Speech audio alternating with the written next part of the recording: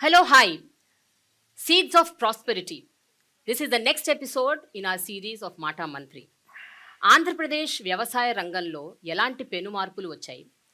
ఆంధ్రప్రదేశ్ ప్రభుత్వం ఏర్పాటు చేసిన వైఎస్ఆర్సీపీ గవర్నమెంట్ ఎలాంటి మార్పులు తీసుకొచ్చింది? ఎలాంటి ఇనిషియేటివ్స్ చేపట్టింది? ఏ రకమైన విధానపరమైన నిర్ణయాల వల్ల రైతులు ఇక్కడ బాగుపడ్డారు? ఎంతవరకు ప్రయోగాత్మకమైన నిర్ణయాల వల్ల రైతులు భరోసాకి గురవుతున్నారు? సో ఇవన్నీ చర్చిద్దాం, వీటి గురించి మాట్లాడదాం. ఆంధ్రప్రదేశ్ రాష్ట్ర వ్యవసాయ శాఖ మంత్రి కాకాని గోవర్ధన్ రెడ్డి గారు ఈరోజు మనతో ఉన్నారు. వారితో మాట్లాడదాం. వారితో పాటు కొంతమంది రైతులు కూడా ఉన్నారు. వీళ్ళు కూడా మంత్రి గారితో చర్చిస్తారు. So let us start the program for next series of Mata మంత్రి.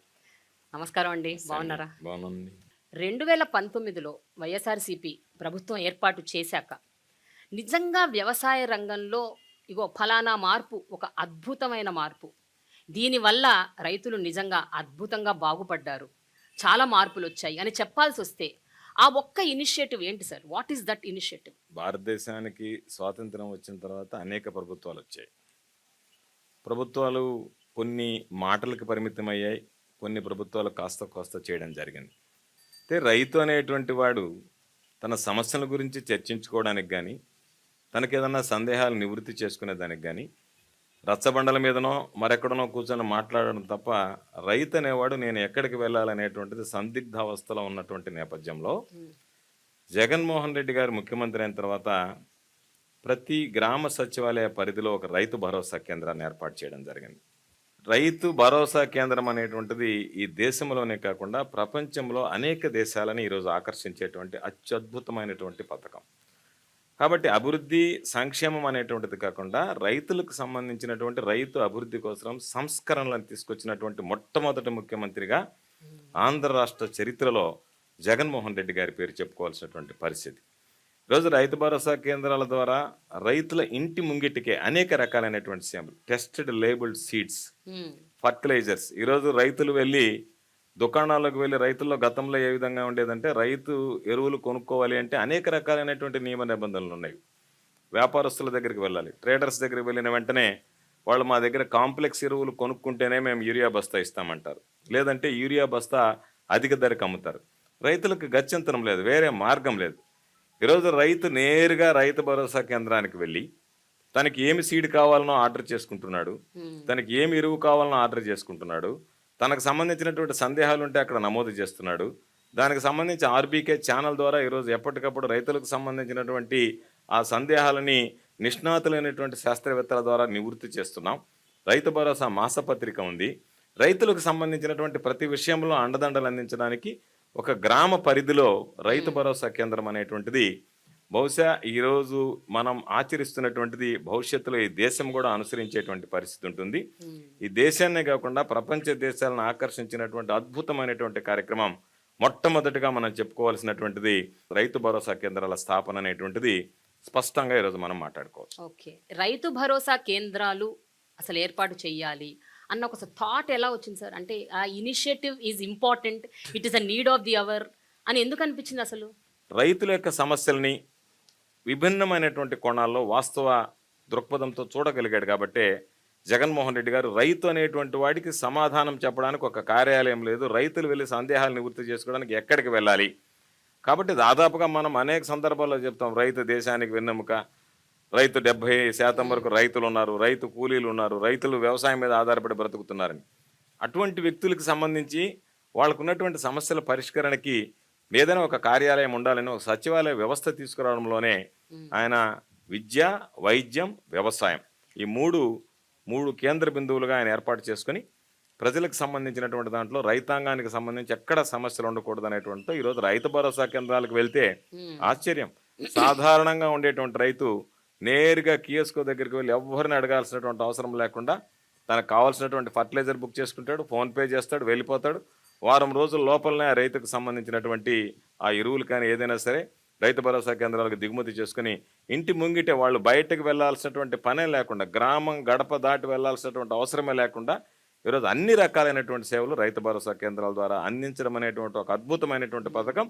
నిజంగా జగన్మోహన్ రెడ్డి గారిని ఒక్క మాటలో చెప్పాలంటే ఈ రాష్ట్రాన్ని పరిపాలించినటువంటి అంతమంది ముఖ్యమంత్రుల కన్నా కూడా జగన్మోహన్ రెడ్డి గారు రైతుల వాస్తవ దృక్పథంతో చూడగలిగాడని చెప్పడానికి రైతు భరోసా కేంద్రాలను ఏర్పాటు చేయడం, రైతు భరోసా కేంద్రాలు పనిచేయడం అనేటువంటిది ప్రధానంగా యా. ఈరోజు మనం మాట్లాడుకోవాల్సినటువంటి సార్, అంశం. ఈ శాఖ మంత్రిగా రైతుల నుండి మీరేం వింటున్నారు? వాళ్ళు మీతో ఏం చెప్తున్నారు? వాళ్ళకి ఎంత సంతృప్తికరంగా ఉంది? ఈ రాష్ట్రం మీద 10,778 రైతు భరోసా కేంద్రాలు ఉన్నాయి. అయితే రైతు భరోసా కేంద్రం అంటే వన్ స్టాప్ సొల్యూషన్. అంటే విత్తనం దగ్గర నుంచి విక్రయం వరకు రైతులకు సంబంధించి విత్తనం ఏదైతే ఉందో, నకిలీ విత్తనాలు కానీ మరొక దాని రైతు మోసపోకుండా టెస్టెడ్ అండ్ లేబుల్డ్ యా. మనం టెస్ట్ చేసి ప్రయోగశాలలో పరీక్షించి నిర్ధారించుకున్నటువంటి ఉత్పాదకాలనే ఈరోజు అక్కడికి మనం అందిస్తున్నాం. ఈరోజు ఎవరైతే రైతులు ఉన్నారో వాళ్ళని గుర్తించి వాళ్ళకి ఆర్థిక సహాయం అందించడం, వాళ్ళకి అవసరమైనటువంటి ఎరువులు అందించడం, పురుగు మందులు అందించడం, వాటితో పాటు రైతులు ధాన్యాన్ని పండించిన తర్వాత, రైతులు పంట వేసుకున్న తర్వాత పారదర్శకంగా ఏ రైతు ఏ పంట వేసుకున్నాడు అనేటువంటి దానికి ఈ క్రాప్ బుకింగ్ చేయడం. ఈ క్రాప్ బుకింగ్ ఆధారంగా రైతులకు ఏదైనా నష్టం జరిగినా, పంట దిగుబడి వచ్చినా మనకు ప్రధానమైనటువంటిది ఈ క్రాప్ బుకింగ్. బహుశా ఇది డిజిటల్ అగ్రికల్చర్ అనేటువంటిది ఈ దేశంలో ఎక్కడా లేనటువంటిది. కాబట్టి ఈ క్రాప్ బుకింగ్ అయిపోయిన తర్వాత రైతు ఏ పంట వేశాడు, ఆ పంట ఏదైనా సరే ప్రకృతి వైపరీత్యాల వల్ల ఏదైనా నష్టం జరిగితే దానికి సంబంధించినటువంటి ఇన్పుట్ సబ్సిడీ ఇవ్వాలన్నా, వీటన్నిటిని అధిగమించి రైతు పంట దిగుబడి వచ్చిన తర్వాత రైతు దాన్ని విక్రయించాలన్నా సరే రైతు భరోసా కేంద్రాల ద్వారా, ఇంతకుముందు అయితే ప్యాడీ పర్చేజింగ్ సెంటర్స్ అని పెట్టేవాళ్ళు, అవి అక్కడక్కడ పెట్టి వదిలేసేవాళ్ళు. రైతులకు పాపం అక్కడికి వెళ్తే ట్రిప్ షీట్స్ జనరేట్ అయ్యేటువంటివి కాదు, తీసుకువెళ్ళలేక ఇబ్బందులు పడేవాళ్ళు. పేరుకు మాత్రం ఎమ్మెల్యేలు ఎంపీలు వెళ్ళి రిబ్బన్లు కత్తిరించి ఆర్భాటంగా ప్రకటించి వెళ్ళడం తప్ప అవి ప్రయోగాత్మకంగా పనిచేయలేదు. ఈరోజు రైతుకి ఏదైనా సమస్య వస్తే ఆ రోజు ఎవరి దగ్గరికి వెళ్ళి అడగాలనో తెలియనటువంటి పరిస్థితి. ఈరోజు నేరుగా రైతు భరోసా కేంద్రాల దగ్గరికి వెళ్ళి నా ధాన్యం నేను ఈరోజు విక్రయించాలి, ఏ విధంగా విక్రయించాలని చెప్పి ధైర్యంగా అడిగి వాళ్ళ ద్వారా ఆ ధైర్యాన్ని విక్రయించుకునేటువంటి ఆ మానసిక ధైర్యం రైతుకు ప్రసాదించినటువంటి ప్రభుత్వం. కాబట్టి తప్పనిసరిగా రైతు భరోసా కేంద్రాల్లో విత్తనం నుంచి విక్రయం వరకు అనేక రకాలైనటువంటి సేవలను ఈరోజు మనం అందజేస్తున్నాం. గ్లోబల్ వార్మింగ్, క్లైమేట్ చేంజ్, ఈ ప్రకృతి వైపరీత్యాలు, వాతావరణంలో పెను మార్పులు, అసలు వర్షాలు ఎప్పుడు పడతాయి ఎప్పుడు పడవు తెలియని ఒక పరిస్థితులు, ఈ మీ హయాంలోనే 2 సైక్లోన్లు వచ్చాయి. అంటే ఇలాంటి ఒక అనిశ్చితిగా ఉన్న పరిస్థితుల మధ్య ఈ నేపథ్యంలో మీరు రైతు భరోసా కేంద్రాలు పెట్టినప్పటికీ కూడా ఎంతవరకు అవి నిజంగా ఫలితాలను ఇస్తాయండి? అంటే when you don't know what is happening next minute. రైతులు మోస పద్ధతిలోనే ఉండకూడదు, రైతులకు సంబంధించి అన్ని విషయాల మీద అవగాహన కల్పించాలనేటువంటి లక్ష్యంతో ఈరోజు క్లైమేట్ స్మార్ట్ అగ్రికల్చర్, అదేవిధంగా క్లైమేట్ రెసిలియంట్ టెక్నాలజీస్ ఇది తీసుకొచ్చి దీని ద్వారా ఉన్నటువంటి వాతావరణ పరిస్థితులకి అనుగుణంగా తట్టుకుని నిలబడగలిగేటువంటి వంగడాలను తయారు చేస్తున్నాం. ఈరోజు ఆచార్య ఇంజనీరింగ్ అగ్రికల్చర్ యూనివర్సిటీ ద్వారా చీడపీడలకు కానీ ఏదైనా ప్రకృతి వైపరీత్యాలకు కానీ వీలైనంత వరకు తట్టుకుని నిలబడగలిగేటువంటి వాటిని తయారు చేస్తున్నాం. అదేవిధంగా వాళ్ళకి సంబంధించినటువంటి టెక్నాలజీ, భూసారం ఇవన్నిటి మీద కూడా దృష్టి పెడుతున్నాం. వీటన్నిటితో పాటు టెక్నాలజీ అందించి రైతులకి ఎక్కడన్నా ఏదన్నా ఇబ్బంది జరిగితే ముందు తీసుకోవాల్సినటువంటి జాగ్రత్తలు, రైతులకు సంబంధించి ఈ భూమిలో ఎటువంటి మనం పంటలు వేస్తే ఆ పంటలు అన్నిటికీ తట్టుకొని నిలబడగలుగుతాయి అనేటువంటిది. అంటే 2 ఒకసారి కరువు వర్షాభావ పరిస్థితులు రావచ్చు, వరదలు రావచ్చు. వర్షాభావ పరిస్థితులు వచ్చినా, వరదలు వచ్చినా భూమి సారవంతాన్ని బట్టి ఎటువంటివి తట్టుకోగలం అనేటువంటి దాని మీద. అదేవిధంగా ఈరోజు మనం తీసుకొచ్చినటువంటి ఒక గొప్ప కాన్సెప్ట్, 1,00,000 మంది రైతులతో గ్రామ స్థాయి నుంచి రాష్ట్ర స్థాయి వరకు అగ్రికల్చరల్ అడ్వైజరీ కమిటీస్ని ఏర్పాటు చేశాం. దాని ద్వారా వాళ్ళ గ్రామాలకు సంబంధించి ఏమి పంటలు పండించుకోవచ్చు, ఏ విధంగా చేసుకోవచ్చు అనేటువంటి దాని మీద అవగాహన కల్పించాం. ఇది ఒక పార్ట్. సెకండ్ పార్ట్కి వచ్చేటప్పటికి మనం ఒకవేళ ఏదైనా ప్రకృతి వైపరీత్యాల వల్ల నష్టపోతే ఆ రైతులను ఆదుకోవాలనేటువంటి ఉద్దేశంతో ముఖ్యమంత్రి గారు వెంటనే రైతు భరోసా కేంద్రాలకు ఒకవేళ నారు మళ్ళు దెబ్బతింటే 80% సబ్సిడీతో విత్తనాలు సరఫరా చేస్తున్నాం. ఒకవేళ ఏదైనా రైతుల పంట నష్టపోతే ఏదైతే ఇన్పుట్ సబ్సిడీ ఉందో, గత ప్రభుత్వాల్లో చూస్తే వేలాది కోట్ల రూపాయలు బకాయిలు పెట్టారు రైతులకు సంబంధించి. బకాయిలు చెల్లించకుండానే ప్రభుత్వాలు దిగిపోయినటువంటి నేపథ్యం ఉంది. ఈరోజు ఆ విధంగా కాకుండా ఆ సీజన్ ముగిసే లోపల, ఖరీఫ్లో ఏదైనా కనుక ప్రకృతి వైపరీత్యాలు ఏర్పడితే ఖరీఫ్ సీజన్ ముగిసే లోపల, రబీలో ఏదైనా ప్రకృతి వైపరీత్యం ఏర్పడితే రబీ సీజన్ ముగిసే లోపల, ముఖ్యమంత్రి గారు తీసుకున్నటువంటి నిర్ణయం ఆ ఆర్థిక సంవత్సరంలో కదా ఆ సీజన్ ముగిసే లోపలనే రైతులకు జరిగినటువంటి నష్టపరిహారాన్ని వాళ్ళకి జమ చేసేటువంటి విధంగా వాళ్ళ ఖాతాలో ఆ నష్టపరిహారాన్ని పంపిణీ చేసేటువంటి విధంగా చర్యలు చేపట్టాం. ప్రకృతి వైపరీత్యాలు మనం ఆపలేం, కానీ ప్రకృతి వైపరీత్యాలు సంభవించినప్పుడు ఏ విధంగా మనం స్పందించగలిగాం, వాటిని నివారించడానికి రైతులు నష్టపోకుండా ఎటువంటి చర్యలు తీసుకోగలుగుతున్నాం అనేటువంటి దాని మీద దృష్టి పెట్టాం. తప్పనిసరిగా రాబోయేటువంటి రోజుల్లో వాటన్నిటిని అధిగమించేటువంటి విధంగా కూడా చర్యలు తీసుకోవడం జరుగుతుంది. జీరో బడ్జెట్ న్యాచురల్ ఫార్మింగ్ అన్న ఒక ప్రక్రియని గత ప్రభుత్వం తీసుకొచ్చింది. అంటే వాళ్ళే ఫస్ట్ ఇనిషియేట్ చేశారు అన్నది విన్నాం. అయితే మీ ప్రభుత్వం వచ్చాక దాన్ని పూర్తిగా ఇగ్నోర్ చేసింది, నెగ్లెక్ట్ చేసిందని ఒక ఆరోపణ ఉంది. Zero budget natural farming is not cup of tea of YSRCP government అన్న ఒక పెద్ద ఆరోపణని మీరు ఏ రకంగా దానికి రెస్పాండ్ అవుతారండి? Is it really true? Zero budget natural farming అనేటువంటిది గత ప్రభుత్వంలో ఏర్పాటు చేసిన దాని మీద అది ప్రారంభ దశలోనే ఉన్నటువంటి నేపథ్యం తప్ప దాంట్లో పురోగతి పెద్దగా మనం చూడలేదు. 2019లో జగన్మోహన్ రెడ్డి గారు ముఖ్యమంత్రి అయిన తర్వాత వ్యవసాయం అనుబంధ రంగాల మీద ఏ విధంగా అయితే దృష్టి పెట్టాడో ఈరోజు మనం దాన్ని కమ్యూనిటీ న్యాచురల్ ఫార్మింగ్ అని పిలుస్తున్నాం. అంతకుముందు జీరో బేస్డ్ న్యాచురల్ ఫార్మింగ్ అంటారు. దాదాపుగా 14 రాష్ట్రాలకి ఈరోజు ఆంధ్ర రాష్ట్రం దాని మీద అవగాహన కల్పిస్తుంది. ఏ విధంగా చేయాలని మనకున్నటువంటి 29 రాష్ట్రాల్లో 14 రాష్ట్రాలు మన అధికారుల్ని మన యంత్రాంగాన్ని పిలిచి మీరు మాకు అవగాహన కల్పించండి అని చెప్పి అడిగేటువంటి పరిస్థితి. ఈ ప్రపంచంలో 42 దేశాలు. మరి అంటే ఇలాంటి ఒక పరిస్థితి ఉన్నప్పుడు ఇంత పెద్ద ఆరోపణ ఎందుకు వచ్చింది సార్? అంటే అది అంటే ఒక బిలీవబుల్ ఆరోపణ లాగుంది అది. అంటే మనము ఉన్నటువంటిది ఏమిటంటే జగన్మోహన్ రెడ్డి గారి దగ్గర ప్రచారం తక్కువ, పనితనం ఎక్కువ. కాబట్టి మనం ప్రతి విషయాన్ని ప్రచారం చేయడమో దాన్ని ప్రచారంలో ఉధృతంగా తీసుకువెళ్ళాలనేటువంటి ఆలోచన లేదు. వాస్తవానికి ఎవరైతే లబ్ధిదారులు ఉన్నారో వాళ్ళకి లబ్ధి చేకూరిస్తే చాలు, ఈ సమాజానికి మొత్తం వీళ్ళకి లబ్ధి చేకూర్చామని తెలియజెప్పాల్సినటువంటి అవసరం లేదనేటువంటిది ఏదైతే ఉందో ఆయన దృక్పథం. అందులో భాగంగా మనం పబ్లిసైజ్ చేసుకోకపోవచ్చు, కానీ వాస్తవానికి చూస్తే ఈరోజు 42 దేశాలు సంబంధించినటువంటి ప్రతినిధులు మన కమ్యూనిటీ బేస్డ్ నేచురల్ ఫార్మింగ్ సంబంధించి బ్రహ్మాండంగా ఈరోజు వచ్చాయి. ఈరోజు గర్వంగా చెప్పాల్సినటువంటి అంశం ఏమిటంటే చాలామంది జర్మన్కి సంబంధించినటువంటి కంపెనీస్ కానీ కేఎఫ్డబ్ల్యూ లాంటి సంస్థలు కానీ వీళ్ళందరూ ముందుకొచ్చి ఈరోజు మనకు కొంత రుణ సదుపాయం కల్పిస్తున్నారు. కొంతమంది గ్రాంట్ రూపంలో ఈరోజు మనకి ఇస్తున్నారు. దానికి సంబంధించి వాళ్ళు ఎవరొచ్చినా సరే మేము ఆంధ్ర రాష్ట్రానికి సంబంధించినటువంటి ఏదైతే ఈ ప్రకృతి వ్యవసాయం మీద ఆంధ్ర రాష్ట్రం దృష్టి పెడుతుందో దాన్ని మా దేశాల్లో కూడా విస్తరింపదేశం, మా దేశాల్లో కూడా ప్రారంభిస్తామని చెప్పి వాళ్ళు ఉత్సాహం చూపించడం, ఈరోజు వాళ్ళందరూ రావడం, ఎక్కడ లేనటువంటి విధంగా ఈరోజు మనం పులివెందుల్లో ఇడుపులపాయలో ఫార్మర్ సైంటిస్ట్ అనేటువంటి ఒక కార్యక్రమం ఏర్పాటు చేసాం. రైతే శాస్త్రవేత్త అని నమ్మినటువంటి ప్రభుత్వం కాబట్టి వాళ్ళకి కమ్యూనిటీ బేస్డ్ న్యాచురల్ ప్రోగ్రామ్ మీద ఒక కోర్స్ పెట్టాం. దాని ప్రకారం ట్రైనర్స్ వెళ్ళడం, చెప్పడం, ఈరోజు ఎక్కడన్నా వెళ్తే అన్ని వైపరీత్యాలకు తట్టుకొని నిలబడేటువంటి విధంగా ఈరోజు విస్తరించాం. దాదాపుగా 3600 రైతు భరోసా కేంద్రాల పరిధిలో ఈరోజు మన కమ్యూనిటీ న్యాచురల్ ఫార్మింగ్ కింద ప్రకృతి వ్యవసాయం చేసేటువంటి రైతులు ఉన్నారు. ఈరోజు వాళ్ళంతా వాళ్ళకి జరిగేటువంటి అవగాహన ప్రకారం అది విస్తరిస్తుంది. రాష్ట్ర ప్రభుత్వం అన్ని విధాలా చేయూతనిస్తుంది. అందువల్ల ఈరోజు వ్యాప్తి చెందినట్టుగా, వృద్ధి చెందినట్టుగా ప్రపంచానికే ఈ కమ్యూనిటీ బేస్డ్ న్యాచురల్ ప్రోగ్రాంలో ఆంధ్ర రాష్ట్రం ఆదర్శంగా నిలిచేటువంటి పరిస్థితి. ఎప్పుడు ఏ సందర్భంలో ఎక్కడ కూడా కనీసం మీరు ఒక వ్యవసాయ శాఖ మంత్రిగా కూడా ఎందుకు ఎప్పుడు ఈ విషయాన్ని ప్రస్ఫుటంగా ఏ స్టేజ్ మీద కూడా చెప్పలేదు? మనం ఎప్పుడైతే ఏపీసీఎన్ఎఫ్ని ఉధృతం చేసామో కొంతమంది చెప్పారు ఇది మరో శ్రీలంకలాగా తయారు చేయడానికి వీళ్ళు ప్రయత్నం చేస్తున్నారు ఆంధ్ర రాష్ట్రాన్ని. అంటే ఏ విధంగా ఉంది అంటే మనం ఏపీసీఎన్ఎఫ్ మీద ప్రకృతి వ్యవసాయం మీద దృష్టి పెడితే ఏమో వీళ్ళు మరో శ్రీలంక చేస్తారా అంటారు.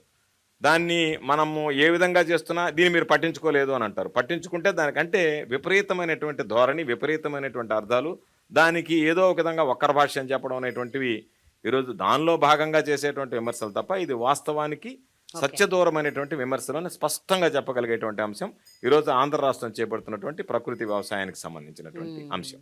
ఓకే, రైతు సంఘాలు, రైతు ఉద్యమాలు ఇవన్నీ మనం చాలా చూసాం. అంటే అసలు మన బేసిసే ఈ ఉద్యమాలు అన్నవే అసలు రైతుల నుంచి వచ్చాయని అంటారు, రకరకాల ఉద్యమాలు.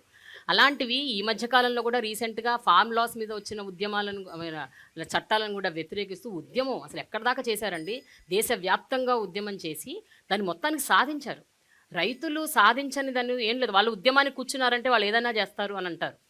కానీ చాలా ప్రాంతాల్లో ఈవెన్ ఇంక్లూడింగ్ ఆంధ్రప్రదేశ్ రాష్ట్రం అలా చాలా రాష్ట్రాల్లో ఇప్పటికీ కూడా ఈ రోజుల్లో ఒక కుల ప్రాతిపదికన, ఒక క్యాస్ట్ బేసిస్ మీద రైతులని విభజించి పాలించు టైప్లో నడుస్తోంది అన్నది ఒక పెద్ద ఒక అలిగేషన్ ఉంది sir. Which ever is the government, మీరు దాన్ని ఏ రకంగా స్వీకరిస్తారండి? దాన్ని ఒప్పుకుంటారా, ఒప్పుకోరా, ఏమంటారు? లేదు, ఎందుకంటే ఆంధ్ర రాష్ట్రం దగ్గరికి వచ్చేటప్పటికి ధనిక రైతులను వదిలేస్తే, అంటే ల్యాండ్ లార్డ్స్ బాగా సమృద్ధిగా ఉన్నటువంటి వాళ్ళని వదిలేస్తే, మధ్య చిన్న తరగతి రైతులకు సంబంధించి స్మాల్ అండ్ మార్జినల్ ఫార్మర్స్ విషయంలో ఒకే విధమైనటువంటి దృష్టి పెట్టి వాళ్ళందరికీ కూడా ఏదో ప్రభుత్వం ద్వారా అందించేటువంటివి irrespective of the caste, irrespective of the community మనం అందజేస్తున్నాం. కాకపోతే ఈరోజు ముఖ్యమంత్రి గారు చేస్తున్నటువంటి కార్యక్రమాలు ఏవి కూడా రైతులకు సంబంధించి అనేక ప్రభుత్వాలను చూసాం. ఒక ముఖ్యమంత్రి అనేటువంటి వాడు ఎలా ఉండాలి అంటే రైతులకు ఉన్నటువంటి సమస్య, ఆ సమస్యకు పరిష్కారం. అంతే తప్ప రైతులకు సంబంధించి గత ప్రభుత్వాలు ఇవి చేశాయి కదా, మోస పద్ధతిలో మనం అదే చేద్దాం అనేటువంటిది కాదు. చాలా మంది రుణమాఫీ చేశారు. ముఖ్యమంత్రి గారు స్పష్టంగా చెప్పాడు, మనం అధికారంలోకి వస్తే రైతు భరోసా కింద అందరికీ ఏదైతే ఉన్నారో మామూలుగా చిన్న మధ్యతరగతి కుటుంబాల రైతులకు సంబంధించి ఉన్నారో వాళ్ళందరికీ కూడా మనం దాదాపుగా ఒక 12,500 4 విడతల్లో 50,000 ఇస్తాము. అధికారంలోకి వచ్చాం. చెప్పినటువంటి వాగ్దానాలని విస్మరించినటువంటి ముఖ్యమంత్రుల్ని చూసాం. చెప్పిన దానికన్నా మిన్నగా ఇస్తున్నటువంటి ముఖ్యమంత్రిని జగన్మోహన్ రెడ్డి గారి రూపంలో చూస్తున్నాం. అడగండి రైతులను ఎంతమంది 12,500 4 విడతల్లో 50,000 ఇస్తానని చెప్పాడు. అధికారంలోకి వచ్చిన తర్వాత రుణమాఫీని నమ్మడం అంటే ఏదైతే సాధ్యమవుతుందో సాధ్యమయ్యేటువంటి మాట ఇవ్వాలి తప్ప సాధ్యం కానటువంటిది ఇచ్చి గత ప్రభుత్వం 87,000 కోట్ల రూపాయల రుణమాఫీ, దానికి సంబంధించి 24,000 కోట్ల రూపాయల వడ్డీ, అంటే 1,11,000 కోట్ల రూపాయలు. వాస్తవంగా ఉన్నటువంటి రుణం 87,000 కోట్లు, 24,000 కోట్లు, 1,11,000 కోట్లు. ముఖ్యమంత్రి జగన్మోహన్ రెడ్డి గారు చాలా మంది రైతులకు తెలిసి ఉంటుంది, 2014 ఎన్నికల్లో పదే చెప్పాడు ఇది కుదరదు, ఇది జరగదు, ఇది కష్టసాధ్యము అని. రైతులు నమ్మి ఆ రోజు తెలుగుదేశం ప్రభుత్వానికి ఓట్లు వేశారు.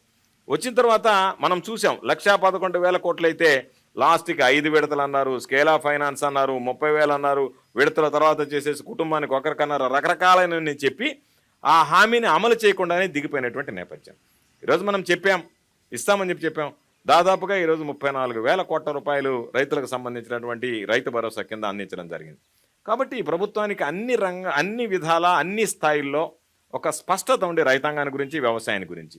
అందుకనే అందరినీ సమానంగా సమగ్రంగా, ఎవరు వీళ్ళు ధనికుడు పేదాని కాకుండా కులాలకు సంబంధం లేకుండా ఈరోజు అగ్ర కులాలకు సంబంధించినటువంటి వాళ్ళు కూడా స్మాల్ అండ్ మార్జినల్ ఫార్మర్స్ చాలా మంది ఉన్నారు. దాదాపుగా 60% మందికి ఎకరాకి తక్కువ భూములు ఉన్నటువంటి వాళ్ళు ఉన్నారు ఆంధ్ర రాష్ట్రంలో. అందరినీ సమాన దృష్టితో చూసాం కాబట్టే ఈరోజు 59,60,000 కుటుంబాలకి మనం వైఎస్ఆర్ రైతు భరోసా అందించగలిగాం. కాబట్టి ఇది ఒక మోడల్గా ఎవడైతే నీడి ఉందో, ఎవరికైతే మనం ఆర్థికంగా ఆదుకోవాల్సినటువంటి అవసరం ఉందో వాళ్ళని కులము మతం అనేటువంటిది లేకుండా అన్ని రకాలైనటువంటి కార్యక్రమాలు చేశాం. దాని ద్వారానే ఈరోజు రైతులు కూడా సంతృప్తిగా ఉండేటువంటి పరిస్థితి ఆంధ్ర రాష్ట్రంలో కనిపిస్తుంది. ప్రధానమైన ఆరోపణ అగైన్ ఏమిటి అంటే ఇంతమంది రైతులు ఉన్న ఈ రాష్ట్రంలో 70% మంది కౌలు రైతులు, కూలీ రైతులు ఉన్న ఈ రాష్ట్రంలో మీరు ఇచ్చే సంక్షేమ పథకాలు ఏవైతే ఉన్నాయో, ఇనిషియేటివ్స్ ఏవైతే తీసుకొచ్చారో, స్కీమ్స్ కానీ అవన్నీ కూడా ఈ బడా రైతులకి, యజమానుల రైతులకి వాళ్ళకే వెళ్తున్నాయి, వీళ్ళకి రావట్లేదు. మీరేమంటారు? అంటే వీళ్ళ ఈ మాటలన్నీ కూడా అర్ధరహితమైనటువంటివి. ఎందుకు వ్యాఖ్యలు అంటున్నానంటే, సాధారణంగా ఒక ఆలోచన ఉండేది ఈ ప్రభుత్వం ఏర్పడక ముందు, కౌలు రైతులకు సంబంధించి నేను కౌలు తీసుకున్నాను అన్నదానికి ఎవడో ఒకటి ధృవీకరించాలి. యజమానికి సంబంధం లేకుండా నువ్వు కౌలు తీసుకునేటువంటి అవకాశం లేదు, అది చెల్లదు. కాబట్టి ఆ యజమానులు మనం ఎవరికన్నా కౌలుకిస్తే దానికి సంబంధించినటువంటి ఆ భూమి మీద హక్కులు కోల్పోతామేమో అనేటువంటి భావం ఉండేది. దానికనే కౌలుదారుల చట్టం మనం 2019లో తీసుకొచ్చాం. ఒక ప్రత్యేకమైనటువంటి చట్టం తీసుకొచ్చాం. దాని ద్వారా భూ యజమాని కౌలుకిచ్చినా కూడా ఆయనకున్నటువంటి యాజమాన్య హక్కులు ఏమీ కూడా కోల్పోకుండా ఆ చట్టం నిర్దేశించింది. అందువల్ల ఎవరికైనా ఇవ్వచ్చు. కానీ చాలా మందిని మనం అవగాహన కల్పించాం. మొట్టమొదటి సంవత్సరం 2,70,000 మందికి మనం కౌలు రైతులకు ఇస్తే దాదాపుగా ఈరోజు రైతు భరోసా 5,90,000 మందికి ఇవ్వగలుగుతున్నాం. అంటే ఆ సంఖ్య పెరుగుతూ ఉంది, రైతుల్లో అవగాహన కలుగుతూ ఉంది. దాని ద్వారా ఇది ఒక ప్రయత్నం.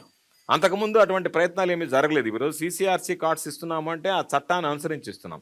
ఆ చట్టం వల్ల మాకేమి ఇబ్బంది లేదు అని చెప్పిన ఎవరైతే అవగాహన కలిగినటువంటి రైతులు ముందుకు వచ్చి ఇస్తున్నారో వాళ్ళని చూసి మరికొంతమంది ఈరోజు ఇచ్చేటువంటి అవకాశం ఏర్పడింది.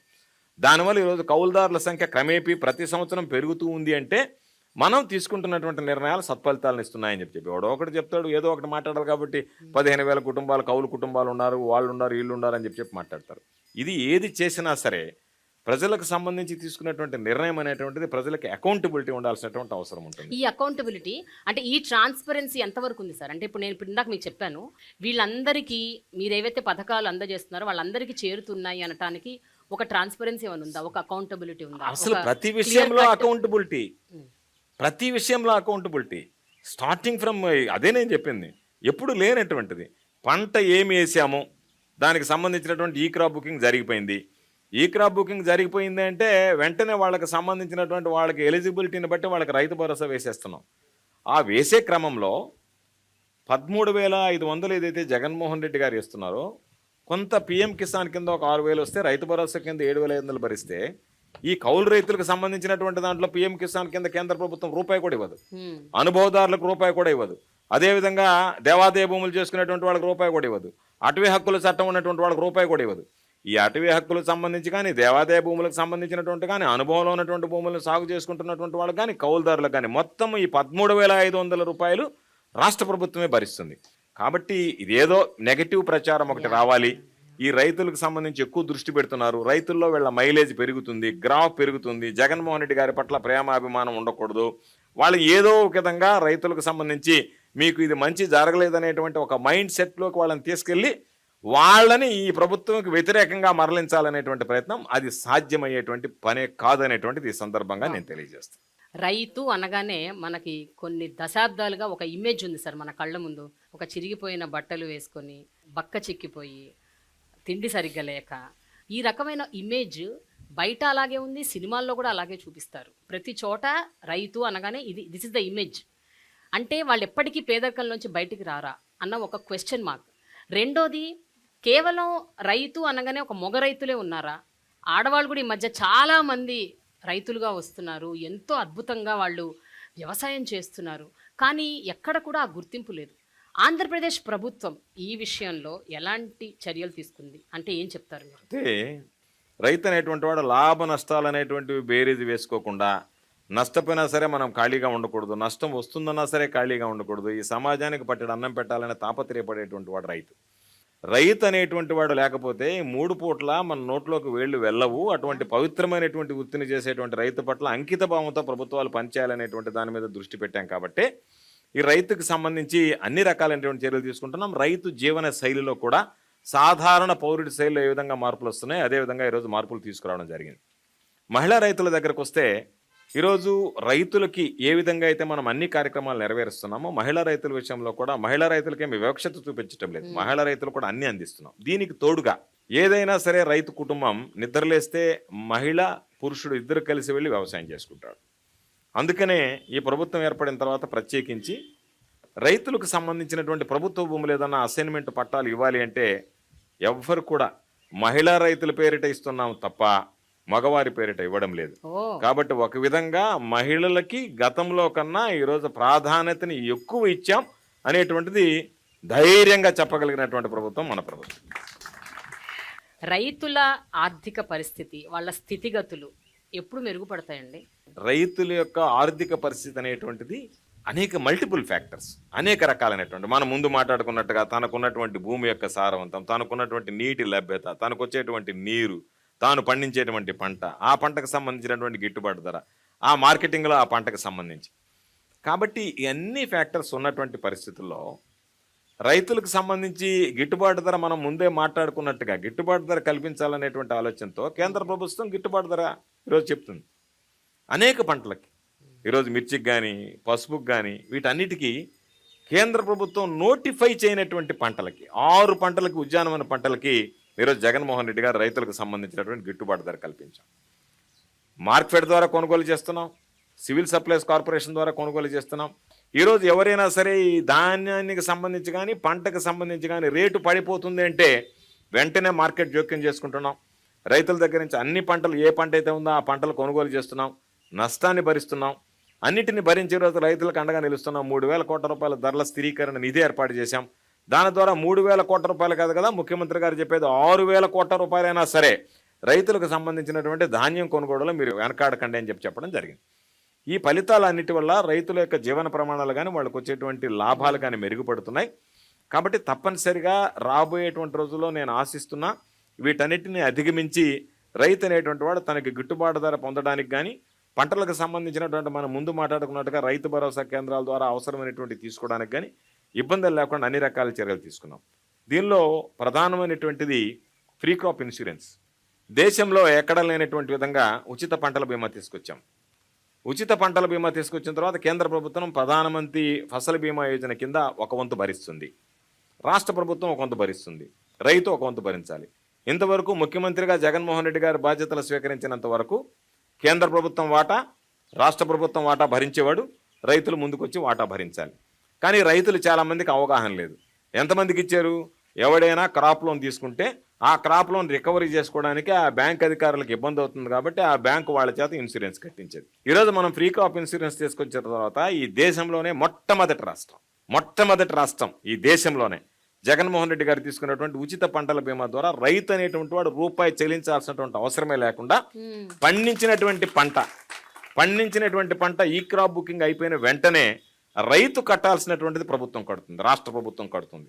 రాష్ట్ర ప్రభుత్వం కడుతుంది. దీనిలో కేంద్ర ప్రభుత్వం కొన్ని అభ్యంతరాలు చెప్పడం జరిగింది. ఏమని?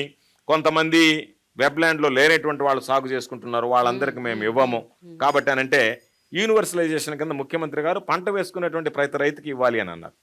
కేంద్ర ప్రభుత్వం దానికి ఒప్పుకోలేదు. కేంద్ర ప్రభుత్వం ఒప్పుకోకపోతే రాష్ట్ర ప్రభుత్వానికి కట్టేటువంటి దాంట్లో భారం 1/3 వంతు కేంద్ర ప్రభుత్వం భరిస్తుంది. ఆ 1/3 వంతు కూడా మాకు అవసరం లేదని మొట్టమొదటిగా 100% అంటే రైతుల ప్రయోజనాలు మాకు ముఖ్యమని రైతులకు కట్టాల్సినటువంటి వంతు, రాష్ట్ర ప్రభుత్వం కట్టాల్సినటువంటి రాష్ట్ర ప్రభుత్వ భాగస్వామ్యం, కేంద్ర ప్రభుత్వం కట్టాల్సినటువంటి కేంద్ర ప్రభుత్వ భాగస్వామ్యం, ఈ 3 నేనే భరిస్తా. రైతులకు యూనివర్సలైజేషన్ కింద మీరు ఇచ్చేటువంటి కవరేజ్ సరిపోవటం లేదు, దానివల్ల రైతులు నష్టపోతున్నారని 100% ఈరోజు భరించాడు. భరించిన తర్వాత ఆంధ్ర రాష్ట్ర విధానాన్ని చూసి ఈ దేశంలో అనేక రాష్ట్రాలు ఆంధ్ర రాష్ట్ర ప్రభుత్వం జగన్మోహన్ రెడ్డి గారు తీసుకున్నటువంటి నిర్ణయం రైతులకు ఉపయోగకరంగా ఉంది కాబట్టి మేము కూడా ప్రధానమంత్రి ఫసల్ బీమా యోజన నుంచి వెళ్లాల్సినటువంటి పరిస్థితి ఏర్పడుతుంది. రైతుల నుంచి ఒత్తిడి వస్తుంది. అందరూ నిద్రలేస్తే మెమోరాండం తీసుకొచ్చి ఆంధ్ర రాష్ట్రంలో అది ఈరోజు ఆచరిస్తున్నప్పుడు మీరెందుకు ఆచరించలేకపోతున్నారు, మీరు ఆ విధంగా ఎందుకు పనిచేయలేకపోతున్నారని అన్న తర్వాత కేంద్ర ప్రభుత్వం కబురు పంపించింది.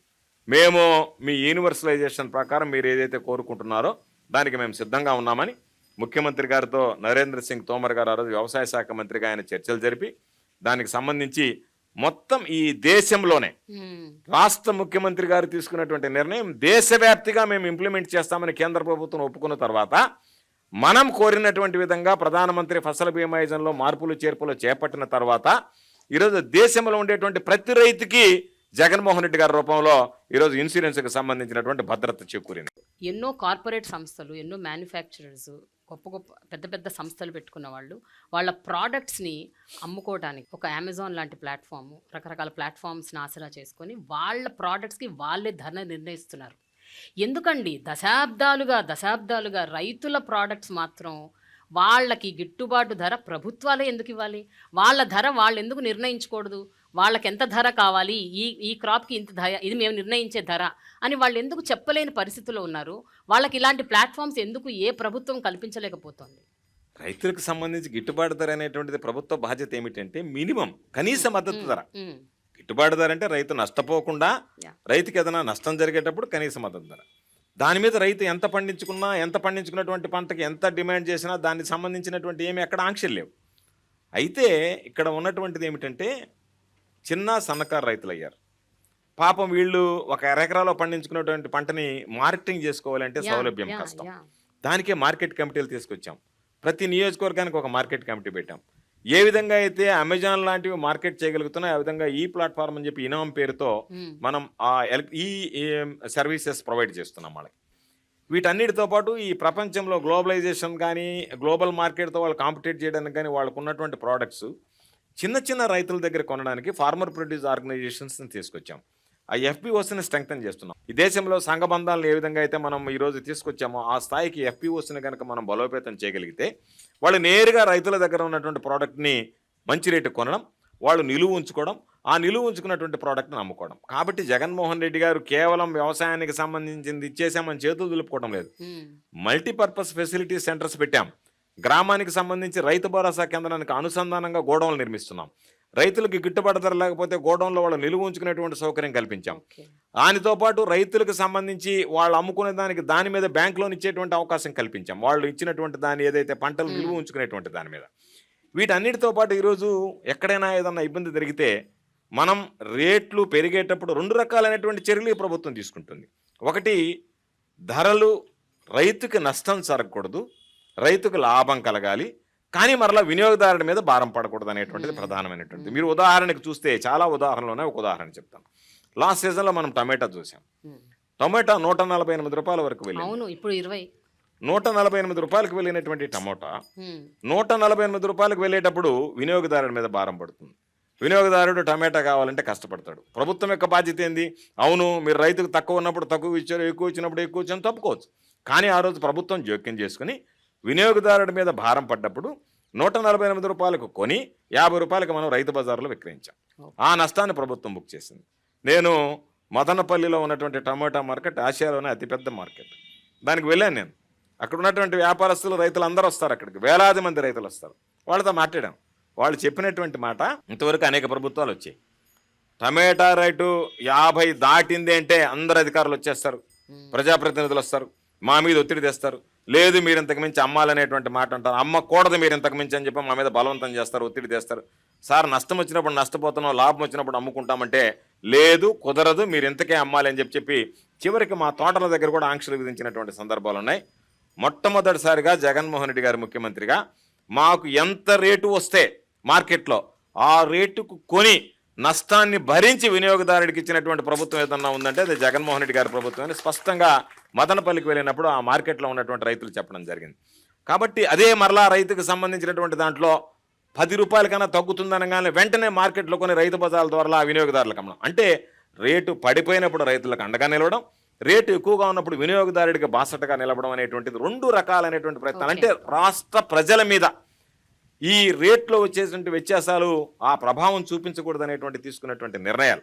కాబట్టి దానిలో భాగంగా ఈరోజు ఆ నిర్ణయం తీసుకోవడం జరిగింది. తప్పనిసరిగా మనం తీసుకున్నటువంటి నిర్ణయాలు రైతులకు ఏ విధంగా మార్కెటింగ్ సౌకర్యం ఇంప్రూవ్ చేయాలనేటువంటి ఇదే మెయిన్ సార్. ఈ మార్కెటింగ్ సౌకర్యం దగ్గరే వాళ్ళు చాలా అంటే నష్టపోతున్నారు, కుదేలైపోతున్నారు.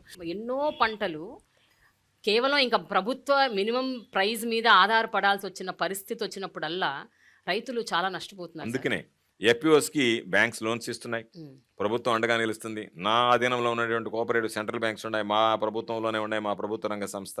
విరివిగా వాళ్ళకి లోన్స్ ఇస్తున్నాం, వాళ్ళని ఎంకరేజ్ చేస్తున్నాం. వాళ్ళు చిన్న సన్నకారు రైతులు పండించినటువంటి కొనుగోలు చేస్తున్నారు. వాళ్ళకు కొంతమంది వాల్యూ అడిషన్కి వెళ్తున్నారు, కొంతమంది నేరుగా రా ప్రోడక్ట్స్ అమ్ముకుంటున్నారు. వాళ్ళు ఈరోజు దాదాపుగా మార్కెట్లో మా దగ్గర ఇంత ఉంది, మీకు కావాలంటే మా దగ్గర తీసుకోండి అని చెప్పి వ్యాపారుల్ని శాసించేటువంటి పరిస్థితి ఏర్పడుతుంది. ఎన్సీఆర్బి రిపోర్ట్ ఒకటి ఉందండి. ఆ రిపోర్ట్ ప్రకారం 2018-22 మధ్య 4564 మంది రైతులు ఆత్మహత్యలు చేసుకున్నారు ఆంధ్రప్రదేశ్లో. దీని గురించి మీరు ఏమంటారు సార్? అంటే 3వ స్థానంలో ఉంది ఆంధ్రప్రదేశ్ అంటే నేషన్ వైడ్. ఇప్పుడు అది ఒక సర్వే చేసి ఇచ్చినటువంటి రిపోర్ట్. వాళ్ళు వాస్తవం ఏమిటంటే మన దగ్గర ఉన్నటువంటి లెక్కల ప్రకారం 1200 మంది ఆత్మహత్య చేసుకున్నట్టుగా ఉంది. రైతులు ఉంటారు, పెట్టుబడి పెట్టి వ్యాపారం చేసేటువంటి వాళ్ళు, అంటే వ్యవసాయం చేసేటువంటి వాళ్ళు, రైతు కూలీలు ఉంటారు. వీళ్ళు రైతు కూలీలు అనేటువంటి వాళ్ళకి వ్యవసాయం మీద వచ్చేటువంటి నష్టంతో వాళ్ళు ఏమీ ఆత్మహత్యలు చేసుకునేటువంటి అవకాశం ఉండదు. ఎందుకంటే వాళ్ళకి రావాల్సింది కూలీ, ఆ కూలీ ఏర్పాటైపోతుంది. వాళ్ళు రైతులకు సంబంధించి దాదాపుగా 70% మంది వ్యవసాయం మీదనే ఆధారపడతారు. వ్యవసాయం చేసుకునేటువంటి రైతులు, రైతు కూలీలు. వీళ్ళ దీంట్లో సర్వేలో తేలింది ఏంటంటే ఆయన వృత్తి ఏంటి అంటే రైతు కూలీ. రైతు కూలీ అనేటువంటి దాన్ని కూడా ఆత్మహత్యల కింద వాళ్ళు నమోదు చేసుకోవడం జరిగింది. దానివల్ల ఆ సంఖ్య పెరిగింది. సాధారణంగా మనకి సమాజంలో జరిగేటువంటి ఆత్మహత్యల్లో రైతు అనేటువంటి వాడు కూడా ఒకడనేటువంటిది మరిచి రైతు కానీ రైతు కూలీ కానీ ఆత్మహత్య చేసుకున్నటువంటి వెంటనే వ్యవసాయ విధానాల వల్ల రైతు ఆత్మహత్య చేసుకున్నాడు అనేటువంటిది ఒకటి ప్రేరేపణ మొదలైంది. ఎందుకు జరుగుతాయి, ఎందుకు జరగాల్సినటువంటి అవసరం ఉంది? రైతు భరోసా ఇచ్చిన దానికి రైతు ఆత్మహత్య చేసుకుంటాడా? ఉచిత పంటల బీమా ఇచ్చిన దానికి రైతు ఆత్మహత్య చేసుకుంటాడా? అదే సీజన్లో ఇన్పుట్ సబ్సిడీ ఇచ్చిన దానికి రైతు ఆత్మహత్య చేసుకుంటాడా? ఆర్బీకేలకు తీసుకొచ్చిన దానికి రైతు ఆత్మహత్య చేసుకుంటాడా? విత్తనం నుంచి విక్రయం వరకు ఈరోజు అన్ని రకాలైనటువంటి సౌకర్యాలు కల్పిస్తున్నందుకు రైతు ఆత్మహత్య చేసుకుంటాడా? దేనివల్ల రైతు ఆత్మహత్య చేసుకుంటాడు? కాకపోతే ఆ రైతు ఆత్మహత్యలు అనేటువంటి దాన్ని ఏదో ఇచ్చినటువంటి సర్వేని వక్రీకరించి ఏదో ఆంధ్ర రాష్ట్రంలో ఈరోజు 5 లక్షల నుంచి 7 లక్షలకు పెంచాం. వెంటనే వాటికి సంబంధించి ఎక్కడన్నా రైతు నిజంగా ఆత్మహత్య జరిగితే, రైతులకు నష్టం వస్తే వ్యవసాయంలో వాళ్ళకి సంబంధించి చర్యలు తీసుకుంటున్నాం. గత ప్రభుత్వంలో బకాయిలు పెట్టిపోయినటువంటివి కూడా మన ప్రభుత్వం వచ్చిన తర్వాత ఆ రైతులకు కూడా జగన్మోహన్ రెడ్డి గారు మంచి మనసుతో ఆ బకాయిలు 5 లక్షల రూపాయలు ఇవ్వాలంటే రైతులకు ఆ బకాయిలు పెట్టి వెళ్ళిపోతే దాదాపుగా 400 చిల్లర మంది, 473 మంది రైతులకి ఈ ప్రభుత్వం వచ్చిన తర్వాత జగన్మోహన్ రెడ్డి గారు మంచి మనసుతో ఆ కుటుంబాలకి కూడా 5 లక్షల రూపాయల నష్టపరిహారం, బకాయిలు కూడా నష్టపరిహారం అందించడం జరిగింది. యంగ్స్టర్స్ ఎస్పెషల్లీ యూత్ ఫార్మింగ్ వైపు ఎందుకు మొగ్గు చూపట్లేదు? ఇంకా ఫార్మింగ్ ఒక లూక్రేటివ్ కెరియర్ కాదు అని ఎందుకు అనుకుంటున్నారు? ఈ ఫార్మింగ్ వల్ల నష్టాలే తప్ప లాభాలు ఉండవు, వ్యవసాయం అన్నది అసలు ఒక పనికిరాని ఒక ప్రొఫెషన్ అని ఎందుకు అనుకుంటున్నారు? ఎందుకు యువత ఇందులోకి రావటానికి ఇంట్రెస్ట్ చూపించట్లేదు? అంటే అంటే ఫార్మర్స్ రైతుల పిల్లలు కూడా వ్యవసాయం చేయడానికి ఇష్టపడట్లేదు. వాళ్ళు కూడా వలసలు పోయి హైదరాబాద్ లాంటి నగరాలు, వేరే వేరే నగరాలు, బెంగళూరు, చెన్నై వెళ్తున్నారు, లేకపోతే అమెరికా వెళ్తున్నారు, చదువుకుంటున్నారు. బట్ వ్యవసాయం మాత్రం చేయట్లేదు. సాధారణంగా లైఫ్ స్టాండర్డ్స్, లివింగ్ స్టాండర్డ్స్ దగ్గరికి వచ్చేటప్పటికి మిగతా వాటి దగ్గరికి వెళ్తే ఎక్కువ ఉంటుంది చదువుకున్న తర్వాత అనేటువంటి దృష్టి పెట్టి దానికి ఆకర్షితులయ్యి దాని మీద వెళ్ళాలనేటువంటి ఆలోచన. కానీ వ్యవసాయాన్ని వదిలేయాలనేటువంటి సాంప్రదాయ రైతు కుటుంబాలు ఏదైతే ఉన్నాయో వాళ్ళు వదిలేస్తే ఈరోజు మనకి ఇంత పంట చేతికొచ్చేటువంటిది కాదు. కాబట్టి ఆ కుటుంబాలు మాత్రం సాంప్రదాయంగా కొనసాగుతున్నాయి. ఒక కుటుంబంలో ఇద్దరు ముగ్గురు అన్నదమ్ములు ఉన్నప్పుడు మాత్రం ఒక వ్యక్తి రైతు వ్యవసాయం మీద ఆధారపడుతున్నాడు, రైతుగా జీవిస్తున్నాడు. మిగతా వాళ్ళు ఇతర పట్ల ఆకర్షితులై పక్కకు వెళ్ళిపోతున్నారు. వీళ్ళే ఒకరుంటే సరిపోతుంది, నేను ఆజిమాయిషీ చేస్తున్నాను. ఎందుకంటే మనకు ఉన్నటువంటి కమతాలు కూడా చిన్న చిన్న ఎకరా ఉండేటువంటివి కాబట్టి రైతు కుటుంబాలు ఆ సాంప్రదాయాన్ని వదిలి వెళ్ళిపోతున్నాయి అనేటువంటిది వాస్తవం కాదు. కానీ మొత్తం కుటుంబం దాని మీద ఆధారపడకుండా ఆ కుటుంబంలో ఉన్నటువంటి కొంతమంది సభ్యులు మాత్రం దాంట్లో భాగస్వాములు కావడం, ఇతరత్ర వ్యాపారాలు కానీ ఇతరత్ర ఉద్యోగోపాధి అవకాశాలను వెతుక్కుంటూ పోవడం అనేటువంటి జరుగుతుంది. జనాభా పెరిగే కొంది రైతుల సంఖ్య, రైతు కుటుంబాలు కూడా పెరుగుతున్నాయి. కాబట్టి ఇన్ని రివల్యూషనరీ ఇనిషియేటివ్స్ తీసుకొచ్చినప్పుడు యంగ్స్టర్స్ మీరు ఎందుకు మోటివేట్ చేయలేకపోతున్నారు టువర్డ్స్ అగ్రికల్చర్? అంటే ఈరోజు మనం ఆలోచన చేయాల్సింది, జనాభా పెరుగుతుంది, భూమి పెరగదు. భూమి చూస్తే ఒక పక్క సముద్రం, ఒక పక్క కొండలు అన్నీ పోయిన తర్వాత మనం ఉండేటువంటిది లిమిటెడ్ ఏరియా. దాంట్లో ఆవాస యోగాలు అన్నీ మామూలుగా మన నివాస స్థలాలన్నీ పెరిగిన తర్వాత దానికి సరిపడా రైతులు ఉన్నారు. దానికి మించి రైతులు వస్తే వాళ్ళకి వ్యవసాయం అనేటువంటిది లాభసాటిగా ఉండేటువంటి పరిస్థితి కూడా ఉండదు. ఆ కుటుంబం అంతా దాని మీదనే ఆధారపడితే వాళ్ళకు వచ్చేటువంటి రెవెన్యూ, వాళ్ళకు ఉండేటువంటి పరిస్థితులు. కాబట్టి జనాభా పెరిగినట్టుగా భూమి పెరిగేటువంటి అవకాశం లేదు. కాబట్టి భూమిని నమ్ముకున్నటువంటి రైతు భూమిని నమ్ముకునే ఉన్నాడు. పెరిగినటువంటి జనాభాకి అనుగుణంగా వాళ్ళు మిగతా వాటికి డైవర్ట్ అవుతున్నారు తప్ప వ్యవసాయం మాకొద్దు, ఈ సాంప్రదాయం మాకొద్దు అనేటువంటి పరిస్థితి లేదు. ఆంధ్ర రాష్ట్రంలో ఇప్పుడుండేటువంటి ప్రభుత్వంలో ఈ పరిస్థితుల్లో రైతు అనేటువంటి వాడు సాంప్రదాయ వృత్తిని వదిలి బయటకు వెళ్ళేసేటువంటి పరిస్థితులు రావని నేను భావిస్తున్నాను. సార్, గత కొన్నేళ్లుగా కదిలిస్తే ఏ పొలిటికల్ పార్టీ అయినా మాట్లాడేది పోలవరం ప్రాజెక్ట్. ఇప్పుడు అదే ఒక ఎలక్షన్ ప్రాపగండా, ఎలక్షన్ ఎజెండా. ఈ ఒక ఎలక్షన్ని అటు ఇటు తారుమారు చేసేది పోలవరం ప్రాజెక్ట్ అని అంటున్నారు. సో మీరు ఎంతవరకు దీని విషయంలో ఏకీభవిస్తారు? అండ్ ఈ ప్రాజెక్టులు ఎప్పుడు సార్ కంప్లీట్ అవుతాయి? ఇప్పుడు 4-5 ప్రాజెక్టులు ఇంకా పెండింగ్లోనే ఉన్నాయి. Polavaram is on the top level, అందరూ దానికోసం వెయిట్ చేస్తున్నారు. ఎస్పెషలీ రైతులు చాలా బెనిఫిట్ అవుతారు ఈ ప్రాజెక్టులన్నీ కంప్లీట్ అవుతాయి. మీరేమంటారు సార్ దీని విషయంలో? ఎక్కడ దాకా వస్తుంది దీని విషయం? ఈ రాష్ట్రంలో ఇరిగేషన్ రంగానికి ప్రాణం పోసినటువంటి మహనీయుడు రాజశేఖర రెడ్డి గారు. రాజశేఖర రెడ్డి గారికి ముందు ఇరిగేషన్ రంగానికి సంబంధించి ఎవ్వరూ ఆలోచన చేయలేదు. అయితే మనం తీసుకున్నటువంటి ఈ మాట మంత్రి కార్యక్రమంలో రాజకీయ జోక్యంతో నేను మాట్లాడటం లేదు, కానీ వాస్తవ దృక్పథంతో మనం చూడాల్సినటువంటి పరిస్థితులు ఉన్నాయి. చంద్రబాబు నాయుడు గారు చెప్పాడు, ప్రాజెక్టులు నిర్మిస్తే దాని మీద పెట్టుబడి పెట్టడం తప్ప రూపాయి రాబడి ప్రభుత్వానికి రాదు. అంటే రైతులకు సంబంధించి, వ్యవసాయానికి సంబంధించి, రైతు జీవన ప్రమాణాలు పెంచడానికి అవసరమైనటువంటి నీటిపారుదల రంగంలో నిధులు వెచ్చిస్తే అవి వృధా అయిపోతాయి, ఇది పెట్టుబడి రాదు, దాని మీద ప్రొడక్టివిటీ ఉండదు అని చెప్పినటువంటి వ్యక్తి. ఈరోజు ఆ ప్రభుత్వం తీసుకున్నటువంటి అనేక రకాలైనటువంటి లోపాలు ఈరోజు రైతుల పాలిట శాపాలుగా పరిణమిస్తున్నాయి. అంటే అసలు మనకు సంబంధం లేనటువంటి అంశం. రాష్ట్ర విభజనలో పోలవరం జాతీయ హోదా కల్పిస్తూ కేంద్ర ప్రభుత్వమే మేము నిర్మించిస్తాను అని చెప్పింది. కేంద్ర ప్రభుత్వం నిర్మించాల్సినటువంటి దాన్ని రాష్ట్ర ప్రభుత్వం దానికి ఉన్నటువంటి అనేక రకాలైనటువంటి కారణాలతో దాన్ని మనమే బాధ్యత తీసుకుని దాన్ని మేమే తీసుకుంటామని చెప్పి ప్రత్యేక హోదాను కూడా ఆ రోజు తాకట్టు పెట్టి దాన్ని మనం తీసుకున్న తర్వాత ఆ తొందరలో ఎన్ని తప్పులు చేయకూడదు ఈరోజు మనం చూస్తున్నాం. డయాఫ్రమ్ వాళ్ళు కుంగిపోయిందని ఒకరోజు అంటారు, గేటు పడిపోయిందని చెప్పి. ఇవన్నీ ఎందుకంటే సాంకేతిక పరమైనటువంటి పరిజ్ఞానం లేకుండా, పూర్తి స్థాయి పరీక్షలు నిర్వహించకుండా, ఏదో ఒక విధంగా మొక్కుబడిగా ఈ ప్రాజెక్ట్ కట్టేసి ఎంతో కొంత నీరు నిలువ ఉంచుదాం, రైతుల దగ్గరికి పోయి ఇదిగో నేను ఈ ప్రాజెక్టు పూర్తి చేస్తానని చెప్పి ఓట్లు అడుగుదాం అనేటువంటి ఆతృతతో శాశ్వత ప్రయోజనాలను విస్మరించారు. కాబట్టి ఆ పాపాలన్నిటినీ కడుక్కోవడానికి ఈరోజు అనేక రకాలైనటువంటి ఇబ్బందులు పడుతుంది ప్రభుత్వం. ప్రతి అంశంలో కేంద్ర ప్రభుత్వానికి సంబంధించినటువంటి వాటా దాంట్లో ఉంది. మేము వెళ్ళి డయాఫ్రమ్ వాళ్ళు పడిపోయిందంటే వాళ్ళు వెంటనే కేంద్ర ప్రభుత్వం నుంచి మీరు ఆపండి, మేము నిపుణులను పంపిస్తూ ఉంటారు. ఆ నిపుణులు వచ్చి నిగ్గుదేల్చడానికి సమయం పడుతుంది. వాళ్ళు రిపోర్ట్ ఇచ్చిన తర్వాత దాని మీద చర్చించాలి. దాని మీద కేంద్ర ప్రభుత్వం ఎంత నిధులు ఇస్తుందో, రాష్ట్ర ప్రభుత్వం ఏ విధంగా దానికి ముందుకు వెళ్ళాలనే దాని మీద వాళ్ళ భాగస్వామ్యం ఉంది. కాబట్టి దాని మీద స్పష్టత రావాలి. కాబట్టి ఎక్కడైతే కేంద్ర ప్రభుత్వ భాగస్వామ్యం ఉందో పోలవరం జాప్యమైంది. కానీ ఈరోజు మిగతా ప్రాజెక్టులు ఏదైతే ఉన్నాయి, సంగం బ్యారేజ్, నెల్లూరు బ్యారేజ్, నెల్లూరు జిల్లాకు సంబంధించి చిరకాల కోరిక. దాన్ని ప్రారంభిస్తే తెలుగుదేశం ప్రభుత్వంలో ఉండేటువంటి నాయకులు చంద్రబాబు నాయుడుతో సహా మాట్లాడతారు, నేను 70% చేశా, 80% చేశాను. 70%, 80% కాదు కదా, రైతులకు సంబంధించి నువ్వు ఎందుకు 100% పూర్తి చేసి రైతులకు అందించలేకపోయావు? జగన్మోహన్ రెడ్డి గారు 20% పూర్తి చేసి రైతులకు ఎందుకు అందించాడు? శాతాన్ని పక్కన పెడదాం. రైతులకి ఈ ప్రాజెక్టులు నిర్మించాలి, దీనివల్ల రైతాంగానికి లబ్ధి కలగాలనేటువంటి ఆలోచన మీకు లేదు కాబట్టి, రైతుల పట్ల చిత్తశుద్ధి లేదు కాబట్టి మీరు ఆ రోజు నిర్మాణాలను అర్ధాంతరంగా ఆపివేశారు. మీ ప్రాధాన్యతలు వేరు. ఈ ప్రభుత్వానికి రైతు వ్యవసాయం అనేటువంటిది ప్రాధాన్యత అంశం కాబట్టి ఈరోజు వాటన్నిటిని పూర్తి చేశాం. ఏదైతే మన పరిధిలో ఉన్నాయో రాష్ట్ర ప్రభుత్వ పరిధిలో వాటిని ఒక్కొక్కటిగా పూర్తి చేశాడు జగన్మోహన్ రెడ్డి గారు. కరోనా కష్టకాలంలో దాదాపుగా 2 సంవత్సరాలు లేబర్ కూడా దొరకనటువంటి పరిస్థితి, ఏ పని చేయలేనటువంటి దుస్థితి. అయినా కూడా సుదీర్ఘకాలంగా అపరిష్కృతంగా ఉన్నటువంటి సంగం, నెల్లూరు బ్యారేజ్ లాంటివన్నీ పూర్తి చేశాం. ఆ కోవలోనే ఈరోజు ఎన్నో లిఫ్ట్ ఇరిగేషన్లు ఆయన తీసుకురావడం జరిగింది. ఇప్పుడు మీరు అన్నట్టు ఎన్నో ప్రాజెక్టులు పూర్తి చేస్తూ వస్తున్నారు. ఇంకా కొన్ని మిగిలిపోయినాయి, వంశధార ప్రాజెక్టు, తోటపల్లి ప్రాజెక్టు, ఇవన్నీ అన్ని అంటే ఇవన్నీ ఎప్పుడవుతాయి అన్నది మీరు చెప్తున్నారు వస్తాయని. పోలవరం సంగతి ఒక క్లారిటీ ఇవ్వండి సార్. అంటే ఈ రాష్ట్ర ప్రభుత్వాలు ఎవరొచ్చినా చేస్తారా, ఇది కేంద్ర ప్రభుత్వమే చెయ్యాలా, ఏంటి, వాట్ ఈస్ దాని మీద ఒక స్పష్టత ఉంది. ప్రభుత్వం ఈరోజు దగ్గర ఎన్నికలకు దగ్గరకు వచ్చాం.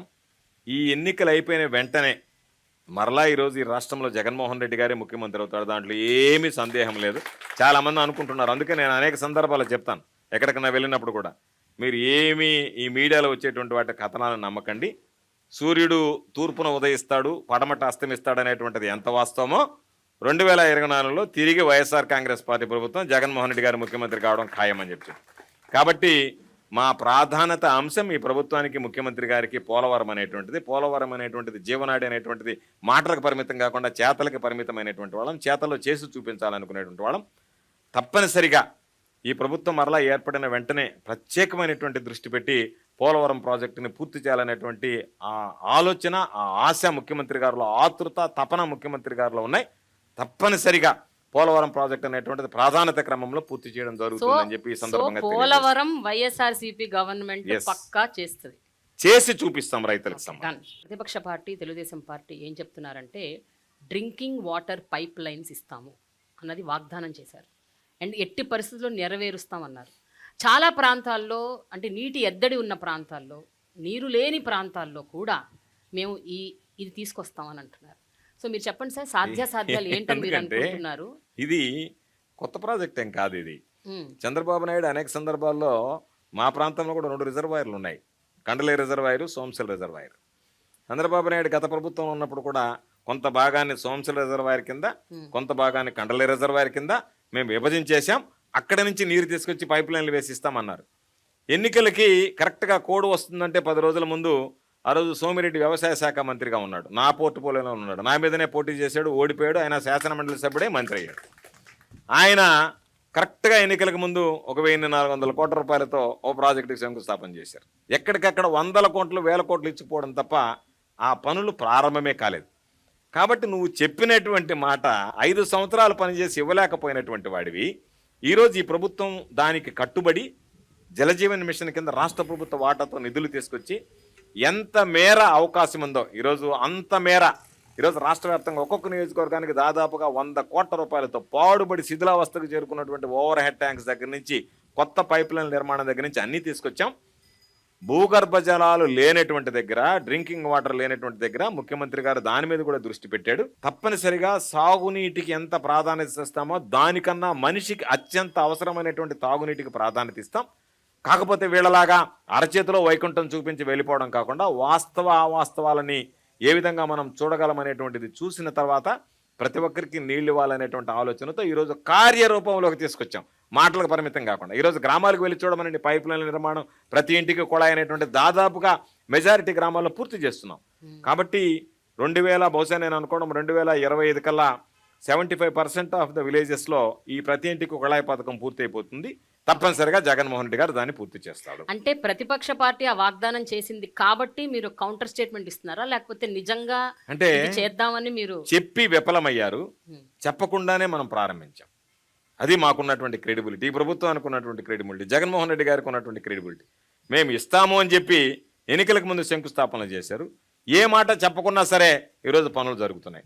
సార్, కొన్ని రాజకీయాలకు సంబంధించిన ప్రశ్నలు, అలాగే ఇప్పుడు ఎలక్షన్స్ దగ్గర పడుతున్నాయి కాబట్టి వాటికి సంబంధించిన ప్రశ్నలు అడిగే ముందు ఇక్కడ కొంతమంది రైతులు ఉన్నారు, వీళ్ళు మీతో మాట్లాడదాం అనుకుంటున్నారు. లక్ష్మీ నరసయ్య, వత్సవాయి మండలం భీమవరం గ్రామం నుంచి వచ్చానండి. మిర్చి రైతునండి నేను. నాకు గత సంవత్సరంలో 4 ఎకరాలు మిర్చి వేస్తే బ్లాక్ ట్రిప్స్ వచ్చి మిర్చి మొత్తం డ్యామేజ్ అయింది సార్. జగన్మోహన్ రెడ్డి గారు ఇన్సూరెన్స్ చేయటం వల్ల నేను మళ్ళీ వ్యవసాయం చేసి మీ దగ్గరికి రాగలిగాను sir. Thank you sir.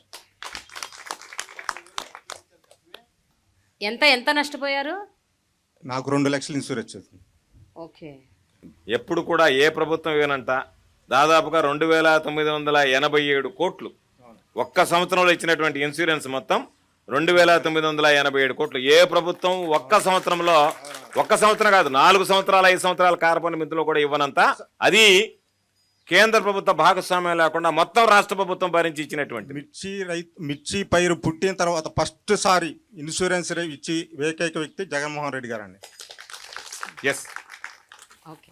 Bommareddy, మాది కృష్ణా జిల్లా కంకిపాడు మండలం చలేంద్రపాలెం గ్రామం. పంట చాలా సార్లు తుఫాన్లు వచ్చి చాలా నష్టాలు వచ్చినాయి.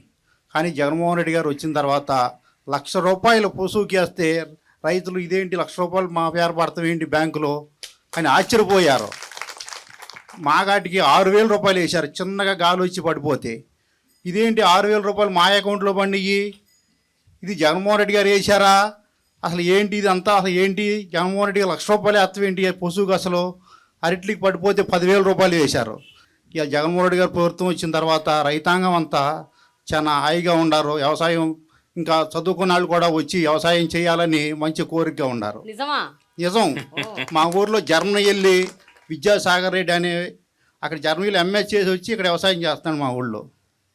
చాలామంది మా ఊళ్ళో చదువుకున్న వాళ్ళంతా హైదరాబాదు అట్టా ఉద్యోగాలు చేసి వచ్చిన వాళ్ళంతా వ్యవసాయానికి అలా వ్యవసాయం చేస్తున్నారు. సొంత భూములు కౌలు తీసుకుని కూడా వ్యవసాయం చేస్తున్నారు. ₹1 కూడా మీరు కట్టాల్సినటువంటి పని లేకుండా ఉచిత పంటల బీమా కింద వచ్చినటువంటి. అవును. అందుకనే మీకు తెలియకుండా అకౌంట్ లో పడింది అసలు కాబట్టి మాకు తెలియదు. రూపాయి కూడా కట్టలేదు కాబట్టి ఆశ్చర్యంగా ఉంటుంది. మా చేనుకాడికి వచ్చి పంట ఎప్పుడు నమోదు చేశారో మాకే తెలియదు, మా అకౌంట్ ఎప్పుడు తీసుకున్నా మాకే తెలియదు. ఇంత పంట నష్టపోయింది కాబట్టి నీకు 4 ఎకరాల భూమి ఉంది, ₹4,00,000 పడి, ₹5,00,000 పడి, ₹1,00,000 పడ్డాయి, ₹50,000 పడ్డాయి. కౌలు రైతుకు కూడా ₹50,000 పడ్డాయి, ₹1,00,000 పడ్డాయి.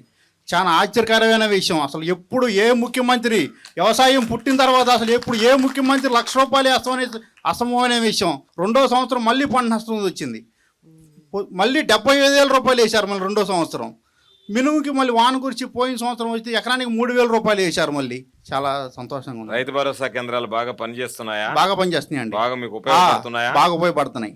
మొన్న మా ధాన్యం తడిసిపోతే నన్ను చెప్పారు, రైతు భరోసా కేంద్రానికి చెప్పాను. వాళ్ళే వచ్చి స్వయంగా మా ధాన్యం వాళ్ళే తీసుకెళ్లారు, ముఠా కూడా వాళ్ళే పంపించారు. మేము రైస్ మిల్ కాడికి వెళ్ళాల్సిన పని లేదు. ఇదో రైస్ మిల్ కాడికి వెళ్ళిన తర్వాత బేరాలు అడిగేవాళ్ళు, 400కి ఇస్తావా, ₹1,000 ఇస్తావా, ₹1,100కి ఇస్తావా అని. నాకేం సంబంధం అయ్యా, నేను ఎందుకు వస్తానయ్యా, నాకేం సంబంధం, మీరు తీసుకెళ్ళి మీరే అమ్మండి అయ్యా అని చెప్పాను నేనే. ఆ సిస్టమ్ తీసుకొచ్చినటువంటి వాడు జగన్మోహన్ రెడ్డి గారు. మీరు నేరుగా వెళ్ళావా, నీ కాటా వేయించుకున్నావా, అయిపోయింది నీ పని, నువ్వు వెళ్ళిపో, దాని మీద రాస్తాడు, నువ్వు ఎక్కడికి వెళ్ళాల్సినటువంటి పని లేదని. ఆ బాధ్యత అంతా అధికారులకు తీసుకెళ్లి వాళ్ళే అక్కడ దించుకొని ఇచ్చిన తర్వాత మీ అకౌంట్ లో డబ్బులు. అవునండి. మాది నందిగా మండలం కొండూరు అండి, జగ్గేపేట కాన్స్టిట్యూన్సీ అండి. మీ పేరు? ఎన్టీఆర్ జిల్లా దేవినేని రామారావు అండి. నేను 2020 నుంచి వ్యవసాయం చేస్తున్నానండి. మాకు సొంతం ఒక 20 ఎకరాలు ఉంది. నేను 30 ఎకరాలు మళ్ళీ కౌలుకి చేస్తామండి. మరి 30 ఎకరాలను ప్యాడీ వేస్తాను, ఒక 10 ఎకరాలను మిర్చి వేస్తాను, ఒక 8 ఎకరాలను పసుపు వేస్తామండి. మాకు 2021లో మరి జగన్మోహన్ రెడ్డి గారు మరి పసుపు మరి ఈ క్రాప్ చేసుకున్న తర్వాత మరి ఆ సంవత్సరం మరి 7 ఎకరాలు వేసినా కూడా 7 ఎకరాలకు కూడా ₹7,00,000 మాకు తెలియకుండా మరి ఆ అకౌంట్లో డబ్బులు పడినాయండి. మరి అలాగనే మరి పోయిన సంవత్సరం మరి మళ్ళీ పసుపు పంట నష్టం వస్తే మరి ₹78,000 ఇచ్చారు ఎకరానికి.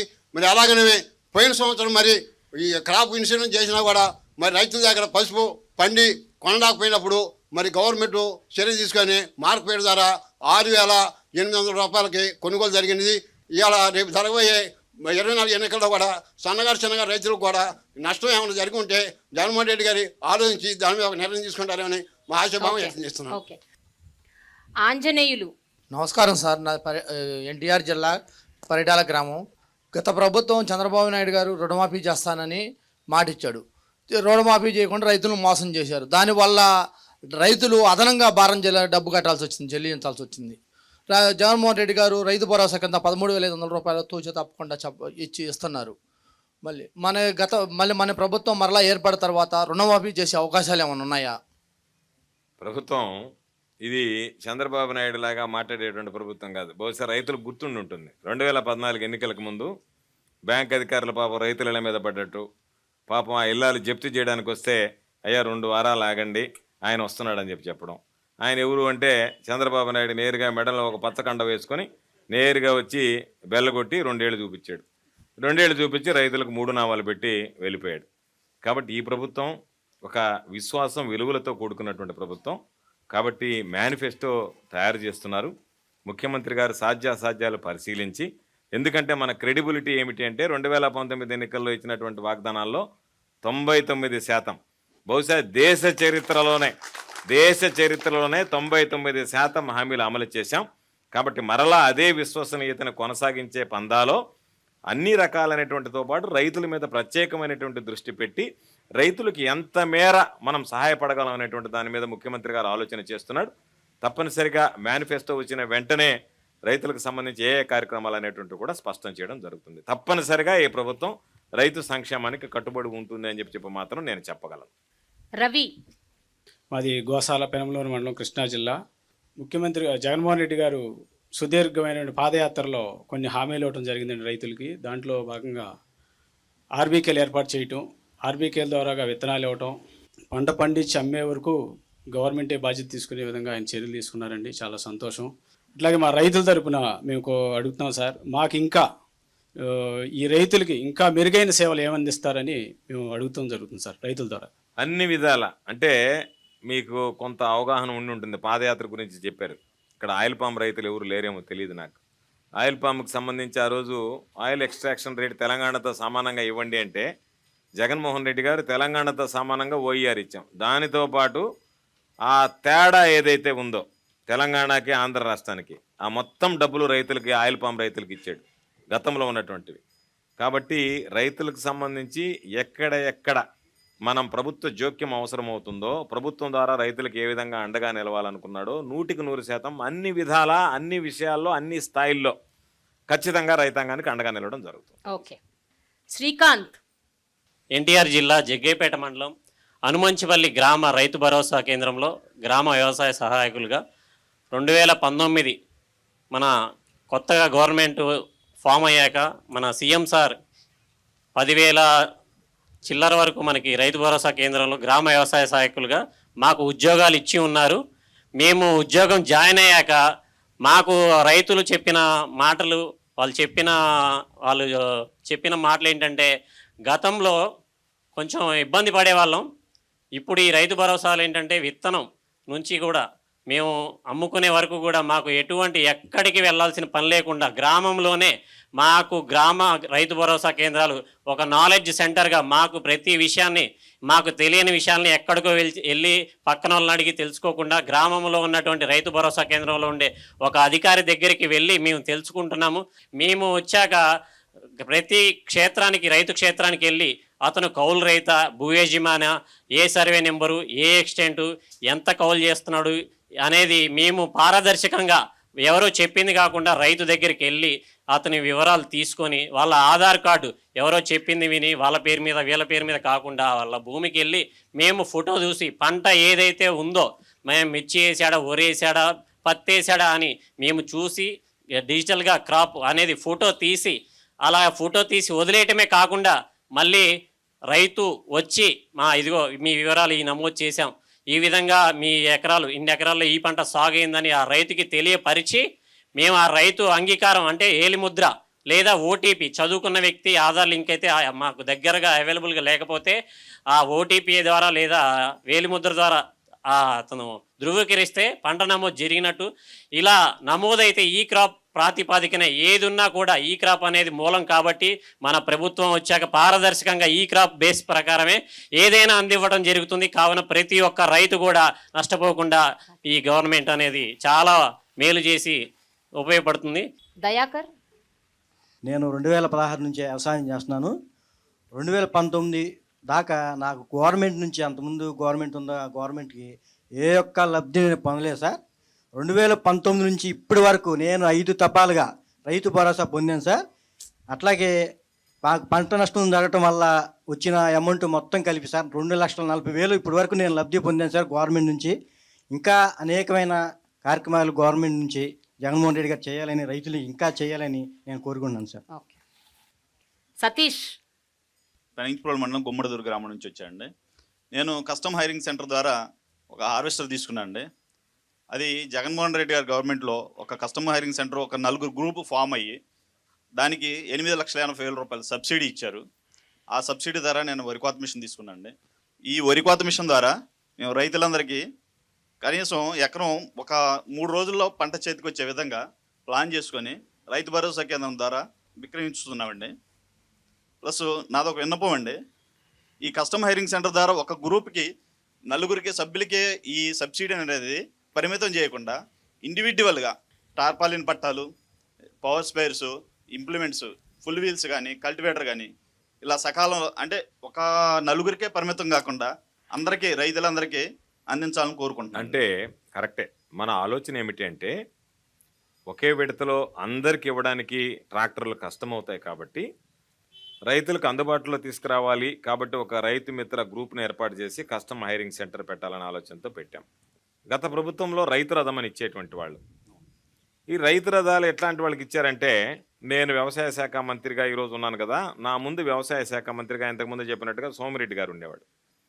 రైతులకు ఇచ్చేవాళ్ళు కాదు. ఎవడైతే వైఎస్ఆర్ కాంగ్రెస్ పార్టీ వాడు తెలుగుదేశం పార్టీ కండువా వేసుకుంటాడో వాళ్ళకి ఇచ్చారు. రైతు రథాలు రైతులకు ఇవ్వలేదు. ఇంకొకటి ఏంటంటే 6 లక్షల రూపాయలని ట్రాక్టర్కి ధర నిర్ణయించారు. 1.5 లక్ష సబ్సిడీ, 4.5 లక్ష రైతు కంట్రిబ్యూషన్, 6 లక్షలు. బహిరంగ మార్కెట్లో ఆ ట్రాక్టర్ ధర నేను చాలా మందికి 5 లక్షలకు ఇప్పించాను.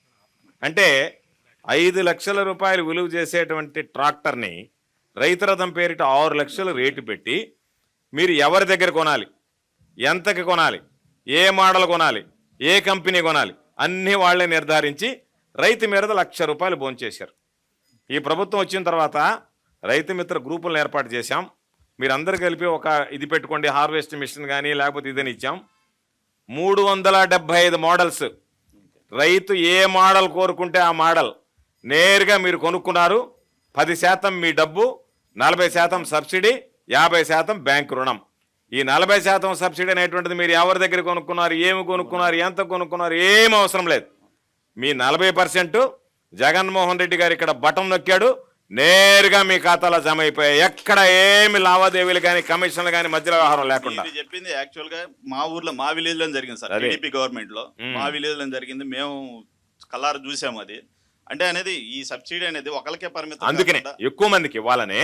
కాకపోతే బడ్జెట్ని సంబంధించి ఎంత ఎక్కువ మందికి ఇవ్వగలమనేటువంటిది ఆలోచన చేస్తా గ్రూపులుగా పెట్టాం. 10 మందికైనా ఉపయోగపడుతుంది అని చెప్పి తప్పనిసరిగా రాబోయేటువంటి రోజుల్లో వాటి సంఖ్య మాక్సిమం పెంచడానికి ప్రయత్నం చేస్తాం. ఇండివిజువల్ ఇంప్లిమెంట్స్ ఇవ్వడానికి ప్రయత్నం చేస్తాం. హెవీ మిషనరీ కాకుండా అన్ని tractors, sprayers, battery sprayers, power sprayers, tarpaulins ఇవ్వాల్సింది. కాకపోతే కాస్త జాప్యమయ్యాయి. తప్పనిసరిగా నెక్స్ట్ సీజన్లో అవి ఇచ్చేస్తాం. Okay sir, thank you. ఇక్కడ చిట్టీల ద్వారా ఓన్లీ మగవాళ్ళ పేర్లే వచ్చాయి. అదేమిటో ఆడవాళ్ళు ఎవరైనా ఒక్కళ్ళు మాట్లాడితే మనం ఈ క్వశ్చన్ రౌండ్ ఫినిష్ చేసేసి నెక్స్ట్ పొలిటికల్ రౌండ్కి వెళ్దాం సార్. నా పేరు కోటేశ్వరమ్మ, ఎన్టీఆర్ జిల్లా గంపలగూడెం మండలం మేడూరు గ్రామం నుంచి వచ్చాను. నేను మహిళా రైతుని. నా పొలంలో నాకున్నటువంటి 2 ఎకరాల్లో న్యాచురల్ ఫార్మింగ్ చేస్తున్నానండి. దానిలో వరి పొలము, వరి 1 ఎకరా వేసాను, పత్తి 1 ఎకరా వేసానండి. నేను 5 సంవత్సరాలుగా ప్రకృతి వ్యవసాయం చేస్తున్నాను. ప్రకృతి వ్యవసాయాన్ని ఇంతగా ఆర్బీకే లెవెల్లో ప్రతి ఒక్క మీటింగ్ కూడా మాకు అక్కడ పెట్టే వాళ్ళు కూడా ఆర్బీకే లెవెల్లో మీటింగులు పెట్టడం, అక్కడ మాకు తెలియనటువంటి సమాచారాన్ని విఏఏలు, విహెచ్ఏలు మా పొలాలకు వచ్చి వాళ్ళ పొలంబడి కార్యక్రమాన్ని జరపటం కానీ మాకు ఎంతగానో ఉపయోగపడుతుంది. అలాగే మహిళా సంఘాల ద్వారా ఈ ప్రోగ్రామ్ని ఎంతగానో ముందుకు తీసుకెళ్తున్నారు. మాకు తెలియనటువంటివి అక్కడ ఉన్నటువంటి సిఆర్పీలు, ఐసీఆర్పీలు మా పొలాలకు వచ్చి వాళ్ళు చూసి ఆ తెగులు ఏమున్నాయి, పురుగులు ఏమున్నాయి అని గమనించి మాకేమి స్ప్రే చేయాలనేది కూడా తెలియపరుస్తున్నారు. దానివల్ల మాకు ఖర్చు తగ్గింది. 2.5 లక్షల వరకు మేము ఈ సంవత్సరం ఆదాయం పొందాము. అలాగే ఏ గ్రేడ్ అని చెప్పి 5 రకాల పంటలు, ఒకే రక పంట వేసుకోవడం వల్ల రైతు నష్టపోతున్నాడని చెప్పి 5 రకాల ప్రధాన పంటలు ఎంచుకోవాలని, దాంట్లో బయోడైవర్సిటీగా 20 రకాల క్రాప్స్ వేసుకోవాలని మా గ్రామంలో మా డిపిఎం మేడం గారు, అంటే ఆ గ్రామంలో ప్రకృతి వ్యవసాయ సిబ్బంది వచ్చి మాకు తెలియపరచటం, మా పొలాలు చూడటం, ఇలా చేయడం వల్ల మేము నేర్చుకొని మా పొలంలో చేసాము. అలాగే ఏటీఎం వాళ్ళని 20 రకాల ఆకుకూరలు అన్ని దుంప జాతి అన్నీ కూడా వేయటం వల్ల ఈరోజు మేము స్పందన కార్యక్రమంలో ఆకుకూరలు తీసుకెళ్ళి అక్కడ అమ్ముకుంటున్నాము. దానివల్ల మాకు ప్రతి నెల ఒక 30,000 వరకు మేము ఆదాయం అదనంగా పొందుతున్నాము. ఈ విధంగా ఈ న్యాచురల్ ఫార్మింగ్ని ముందుకు తీసుకెళ్తున్నందుకు మంత్రివర్యులకి, అలాగే మన సీఎం గారికి, జగనన్న గారికి చాలా ప్రోత్సాహం. అలాగే నా కుటుంబం తరపున కూడా ఆయనకి ధన్యవాదాలు తెలుపుతున్నాను. నా పిల్లల చదువుల విషయంలో అమ్మఒడి కానీ, అలాగే మాకు రైతు భరోసా పడుతుంది, దాన్ని నేను పెట్టుబడిగా పెట్టుకుంటున్నాను. నా ఖర్చులు తగ్గించుకోగలుగుతున్నాను ఈ న్యాచురల్ ఫార్మింగ్ చేయడం వల్ల. మీ అందరికీ నా ధన్యవాదాలు సార్. మీకు ముఖ్యంగా ధన్యవాదాలు సార్. Thank you. కోటేశ్వరమ్మ గారు ఒక మాట చెప్పారు, వాల్యుబుల్ పాయింట్. సాధారణంగా ఏటీఎం అంటే ఎనీ టైం మనీ, అంటే 24 గంటలు 365 రోజులు డబ్బు వచ్చేది. ఆ మోడల్ ఆమె ఎంచుకున్నటువంటి మోడల్. సాధారణంగా మనం చాలామంది ఖరీఫ్, రబీ అని 2 తెలుసు, 3 ఉండే సీజన్స్, ఖరీఫ్, రబీ, జైద్. 3 సీజన్లలో ఎప్పుడు కావాలన్నా సరే వేసినటువంటి పంటల్లో ఒక పంట ఆగిపోతే రెండో పంట మళ్ళీ అందుబాటులోకి వస్తుంది. కాబట్టి రైతులకి పని అంటే మంచి వాతావరణంలో పని చేసుకోవడం, మంచి ఉత్పత్తి, డబ్బు, దానితో పాటు గిట్టుబాటు ధర, ఇవన్నీ ఉండేటువంటి మోడల్ ఏటీఎం మోడల్ ఎంచుకునేది. కాబట్టి హ్యాపీగా చాలామంది ఈరోజు ఏటీఎం మోడల్ పట్ల వస్తున్నారు. చాలా సంతోషం అమ్మా. నువ్వు న్యాచురల్ ఫార్మింగ్ గురించి చాలా బాగా చెప్పావు. నీ ప్రశ్నే ఇందాక మన ప్రేమ గారు అడిగిన దానికి సమాధానం. అంటే ఈ రాష్ట్రంలో న్యాచురల్ ఫార్మింగ్ ఏ విధంగా ఉందని చెప్పడానికి 3,600 రైతు భరోసా కేంద్రాలు దాన్ని విస్తరించాం. త్వరలో మొత్తం మన దగ్గర ఉన్న 10,778 కేంద్రాలు మొత్తం రాష్ట్ర వ్యాప్తంగా కూడా దాన్ని విస్తరించడానికి ప్రయత్నం చేస్తున్నాం. Very good. నాకు చాలా హ్యాపీగా ఉంది కోటేశ్వరమ్మ మీరు మాట్లాడుతుంటే. ప్రతి ఆర్బీకేలో కూడా ఇది ఒక ఫార్మర్ సైంటిస్ట్ని తీసుకొస్తున్నారు, మెంటర్స్ని తీసుకొస్తున్నారు, ఒక అకాడమీని తీసుకొచ్చారు. ఈ జగన్ గారి ప్రభుత్వంలోనే ఇదంతా జరుగుతుందని చెప్పుకోవడానికి మేము ఎంతో సంతోషిస్తున్నాం మేడం. దానికి సంబంధించి ఈ దేశంలో ఎక్కడా లేదు, ప్రపంచంలో కూడా ఎక్కడా లేదు. న్యాచురల్ ఫార్మింగ్ మీద యూనివర్సిటీ తీసుకురావాలనేటువంటి ఆలోచన ఉంది ఈ రాష్ట్రానికి. ముఖ్యమంత్రి గారికి యూనివర్సిటీని తీసుకురావాలనే ఆలోచన. సార్ ఇప్పుడు కాస్త రాజకీయాలు మాట్లాడుకుందాం. సార్ సర్వేపల్లి నియోజకవర్గం మీ అడ్డా, మీరు అక్కడి నుంచి గెలుస్తూ వస్తున్నారు. అండ్ కాకపోతే ఈసారి ఏదో చాలా టఫ్ ఫైట్ లాగా ఉన్నట్టుంది. కాంగ్రెస్ నుంచి చిత్తూరు వెంకటశేషారెడ్డి, తెలుగుదేశం పార్టీ నుంచి ఆనం వెంకటరమణారెడ్డి, ఇద్దరు చాలా స్ట్రాంగ్ కంటెస్టెంట్స్. మీకు ఏమనిపిస్తుంది సార్ ఈసారి ఎలక్షన్ ఎలా ఉండబోతుంది? ఎలక్షన్లో నేను ఎప్పుడు టెన్షన్ ఫీల్ గాను. నేను పోటీకి సిద్ధపడ్డ తర్వాత నా మీద ఎవరు పోటీ చేస్తారనేది నేను ఆలోచన చేయాలి. నేను పోటీ చేయాలని నిర్ణయం తీసుకున్నా. నేను పోటీ చేస్తాను. నాకు ప్రజల పట్ల అచంచలమైనటువంటి నమ్మకం, విశ్వాసం ఉంది కాబట్టి నన్ను గెలిపిస్తారని నేను నా ప్రత్యర్థిని గురించి ఎప్పుడూ ఆలోచన చేయను. జగన్మోహన్ రెడ్డి గారి పక్కన ఎంతమంది చేరినా జగన్మోహన్ రెడ్డి గారు 1 అనే సంఖ్య ఉన్న రోజులు ఎన్ని సున్నాలు చేరినా వాటికి ఆ విలువ పెరుగుతూ పోతూ ఉంటుంది ఆ సంఖ్యకి. అందుకని జగన్మోహన్ రెడ్డి గారి పక్కన జగన్మోహన్ రెడ్డి గారి బీఫామ్తో నిలబడేటువంటి ప్రతి ఒక్కడికి ఆ విలువ కలుస్తుంది. కాబట్టి ఆ విలువ జోడింపు ద్వారా అందరూ మరలా ఈరోజు మనం అనుకున్నట్టుగా 150 మంది అనుకున్నాం. నా లెక్క ప్రకారం 175 మంది గెలిచినా కూడా పెద్ద ఆశ్చర్యపడాల్సినటువంటి అవసరం లేదు. ఓకే సార్, మీ నియోజకవర్గంలోని ప్రతిపక్ష నేత సోమిరెడ్డి చంద్రమోహన్ రెడ్డి, ఆయన కొన్ని దఫాలుగా ఆయన తెలుగుదేశం గవర్నమెంట్ ఉన్నప్పుడు అగ్రికల్చర్ మినిస్టర్గా చేశారు. ఆయనకు అగ్రికల్చర్ మీద ఉన్నంత పట్టు ఎవరికీ లేదు అని ఆయన మీద ఆయనకున్న ఒక ఆత్మవిశ్వాసం. మీరు ఒక అగ్రికల్చర్ మినిస్టర్గా మీకు అంత సత్తా లేదు అన్నది ఆయన ఒపీనియన్. అలాగే మీ మీద చాలా ఎలిగేషన్స్ చేస్తారు ఆయన. మీరు భూ కబ్జాలు చేశారని, మీరు మాఫియా అని రకరకాలు అంటూ ఉంటారు ఆయన. అలాగే అగ్రికల్చర్ విషయంలో, వ్యవసాయం విషయంలో నిజంగా వైఎస్ఆర్సీపీ గవర్నమెంట్ పెద్దగా చేసింది ఏమీ లేదు అని ఆయన చాలా సందర్భాల్లో కొట్టిపడేశారు. ఇప్పుడు వ్యవసాయం తెలిసినటువంటి వ్యక్తి అయితే వ్యవసాయంలో ఏం జరుగుతుందనేటువంటిది గమనించగలడు. వ్యవసాయం పట్ల ఏమాత్రం అవగాహన లేనటువంటి వాడు సోమిరెడ్డి. ఆయన ఇంటి పక్కనే నకిలీ ఎరువులు కుంభకోణం జరిగింది. రైతులకు సంబంధించినటువంటి ఎరువులు కుంభకోణంలో సూత్రధార ఆయన. కాబట్టి ఒక వ్యవసాయ శాఖ మంత్రిగా పనిచేసేటువంటి వాడే రైతులకు నకిలీ ఎరువులు అమ్మినటువంటి వాడు. నేను అడుగుతున్నా సోమిరెడ్డిని. ఈరోజు నేను అనేక రకాలైనటువంటి చెప్పాం. ఆర్బీకే వ్యవస్థను గురించి చెప్పాం, ఫ్రీ క్రాప్ ఇన్సూరెన్స్ గురించి చెప్పాం, రైతులకు ఇన్పుట్ సబ్సిడీని గురించి చెప్పాం. అదేవిధంగా ఈరోజు మనం చేస్తున్నటువంటి అగ్రి ల్యాబ్స్ని గురించి చెప్పాం, ఫార్మ్ మెకనైజేషన్ గురించి చెప్పాం, మేము కమిషన్లు లేకుండా చేసినటువంటి పనుల గురించి చెప్పాం, స్టెబిలైజేషన్ ఫండ్ గురించి, అనేక రకాలైనటువంటి వాటి అగ్రి ల్యాబ్స్ని గురించి, పొలం బడుల గురించి, అన్నిటిని గురించి మనం మాట్లాడుకున్నాం, ఈరోజు డిస్కస్ చేసాం. తెలుగుదేశం పార్టీ జీవితంలో సోమిరెడ్డి వ్యవసాయ శాఖ మంత్రిగా ఒక్క కార్యక్రమం ఈరోజు మనం చేసినటువంటి కార్యక్రమాల్లో నేను నెరవేర్చానని చెప్పేటువంటి దమ్ము, ధైర్యం సోమిరెడ్డికి ఉందనేటువంటిది ఈ మాట మంత్రి కార్యక్రమం ద్వారా నేను సవాల్ విసురుతున్నా. ఇప్పటికే చెప్పా, చంద్రమోహన్ రెడ్డి లాంటి వాడు సరిపోడు, చంద్రబాబు నాయుడికి నేను వస్తా, తేదీ వేదిక సమయం నువ్వు ప్రకటిస్తే రాష్ట్రంలో నీ హయాంలో జరిగినటువంటి వ్యవసాయ రంగంలో వచ్చినటువంటి మార్పులు, మేము చేసినటువంటి అభివృద్ధి రైతులకు సంబంధించి చర్చించడానికి నేను సిద్ధంగా ఉన్నాను అంటే, నేనేమి ఈరోజు వ్యవసాయ శాఖ మంత్రిగా ఉన్నా, చంద్రబాబు నాయుడు ఓడిపోయినటువంటి ముఖ్యమంత్రి, మా ఇద్దరి స్థాయి ఒకటే దాదాపుగా. కాబట్టి ఈరోజు చంద్రబాబు నాయుడు కనుక వస్తే నేను సిద్ధంగా ఉన్నా, రైతుల సమక్షంలోనే తేల్చేద్దాం ఏ ప్రభుత్వం ఏ విధంగా పనిచేసింది అనేటువంటి దానికి. మరలా ఈరోజు చంద్రబాబు నాయుడికి ఈ కార్యక్రమం ద్వారా ఒక ఛాలెంజ్ విసురుతున్నా, మీరు వస్తే రైతులకు మీ హయాంలో ఏం జరిగిందో మా హయాంలో ఏం జరిగిందో అని చెప్పొచ్చు. కాబట్టి దాని మీద అవగాహన లేనటువంటి వాడు, కేవలం విమర్శలకే పరిమితమైనటువంటి వాడు మాటలు మాట్లాడేటువంటి మాటలను పట్టించుకో.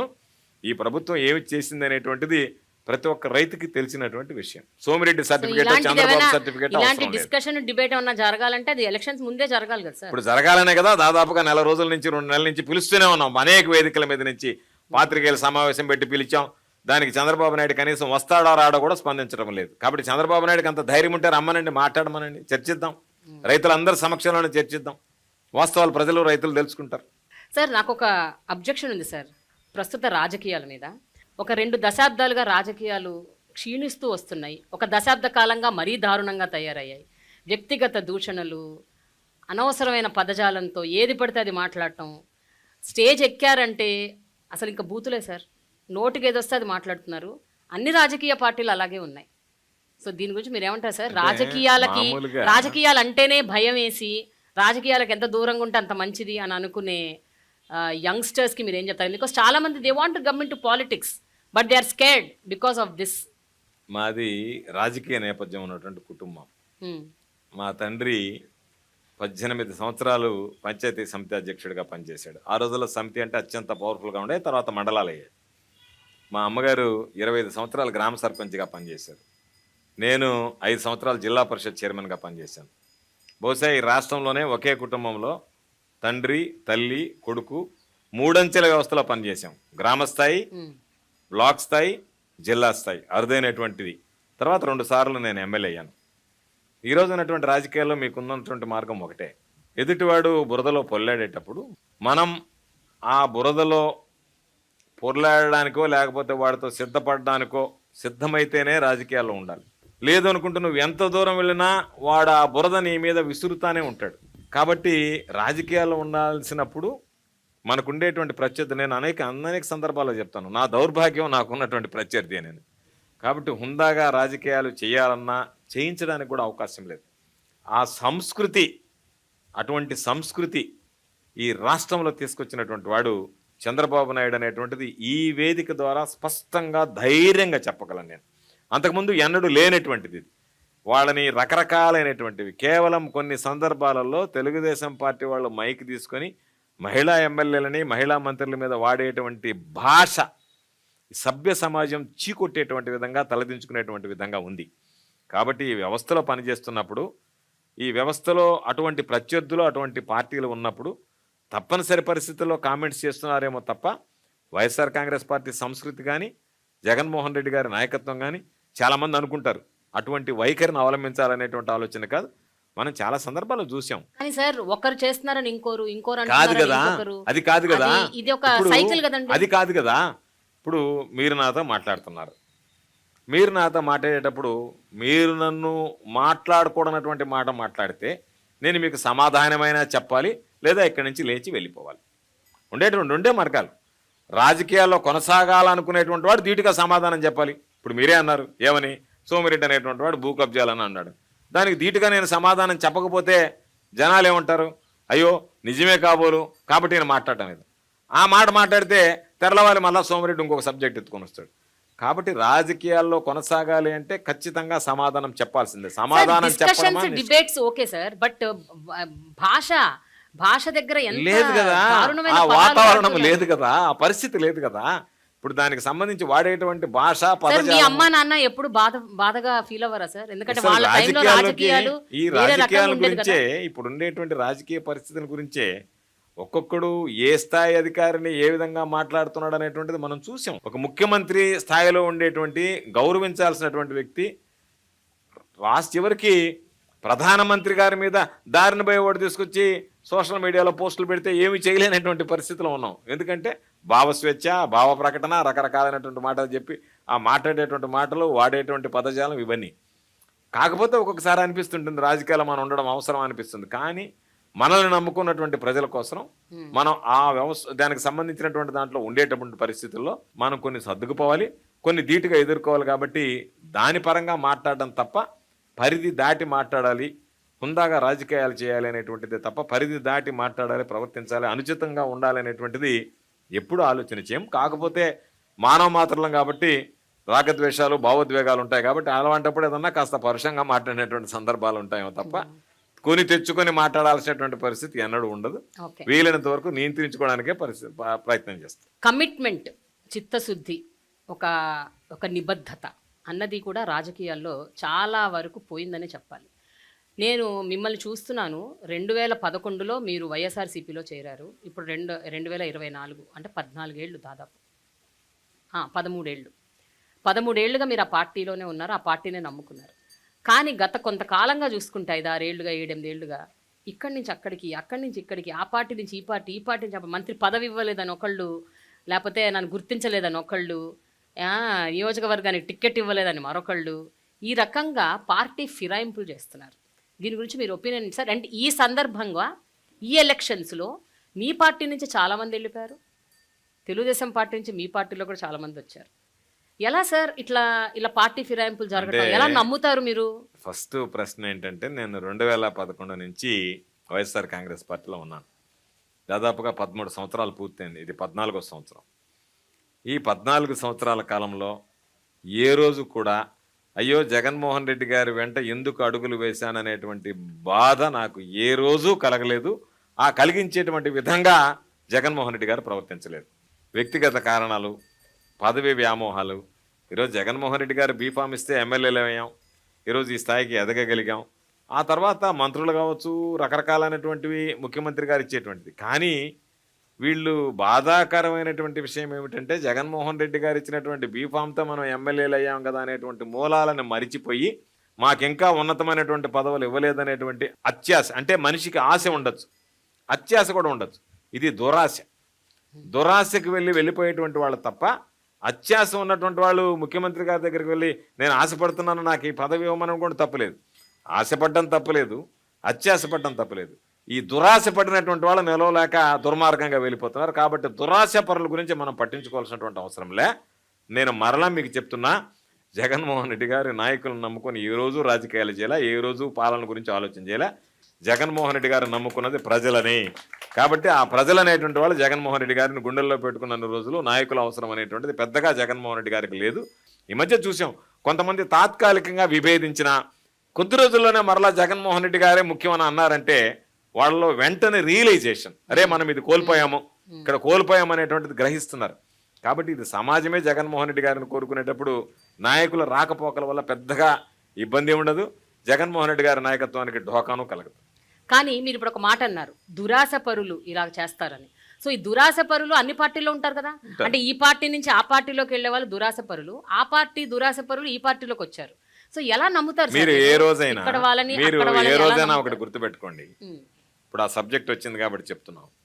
ఆ పార్టీ వాళ్ళు మా దగ్గరికి వస్తే ఆ పార్టీ అని మేము చూడలేదు. ఎవరు వచ్చినా, ఏ పార్టీ వాడు వచ్చినా, రాజశేఖర రెడ్డి గారు కానీ, జగన్మోహన్ రెడ్డి గారు కానీ శాసనసభ్యుడిగా వస్తే ఆదరించారు, శాసనసభ్యుడిగా ఉన్నటువంటి పనులు చేశారు. ఒక శాసనసభ్యుడు తన నియోజకవర్గ సమస్యలను తీసుకుని జగన్మోహన్ రెడ్డి గారి దగ్గరికి రాగానే అతన్ని ఆ పార్టీ వెలివేసి జగన్మోహన్ రెడ్డి గారి దగ్గరికి వచ్చారని చెప్పి ముద్ర వేశారు. వాళ్ళకి పార్టీ కండువా కప్పడం కానీ, లేదా వాళ్ళకి సంబంధించి మా దగ్గర కూర్చోబెట్టుకోవడం కానీ, ఎక్కడా జగన్మోహన్ రెడ్డి గారు ఏదైతే గతంలో మాట్లాడాడో ఆ మాటకి కట్టుబడి పనిచేశాడు తప్ప ఆ మాటని పక్కన పెట్టి పనిచేసినటువంటి నేపథ్యం జగన్మోహన్ రెడ్డి గారికి లేదు, చెయ్యడు. అందుకనే మా దగ్గర నుంచి వాళ్ళు వెళ్ళి కండువాలు కప్పుకున్నారు తప్ప వాళ్ళు వచ్చి మా దగ్గరికి వచ్చి కండువాలు కప్పుకోవడం కానీ ఆ పరిస్థితి రాలేదు. ఈరోజు ఎన్నికలు వచ్చాయి కాబట్టి బహుశా ఎవరెవరికి టికెట్లు ఇవ్వాలనేటువంటిది వాళ్ళ స్థాయిని బట్టి టికెట్లు కేటాయించవచ్చు. జనసేన పార్టీ, తెలుగుదేశం పార్టీ కలిసి పొత్తు పెట్టుకొని మీకు వ్యతిరేకంగా పోటీ చేస్తున్నారు. ఇప్పుడు ఎలక్షన్ చాలా టఫ్ ఫైట్ అని చాలామంది అంటున్నారు. ఈసారి ఎలక్షన్ ఎప్పట్లాగా ఉండబోట్లేదు అన్నది కూడా అన్ని చోట్ల సర్వత్రా వినిపిస్తున్న ఒక మాట. సో జనసేన ఇంపాక్ట్ ఎలా ఉండబోతుంది ఫస్ట్ క్వశ్చన్. దానికి అనుసంధానంగా షర్మిల గారు కూడా ఇప్పుడు ఆంధ్రప్రదేశ్ వచ్చారు, ఇక్కడ రాజకీయం చేస్తున్నారు.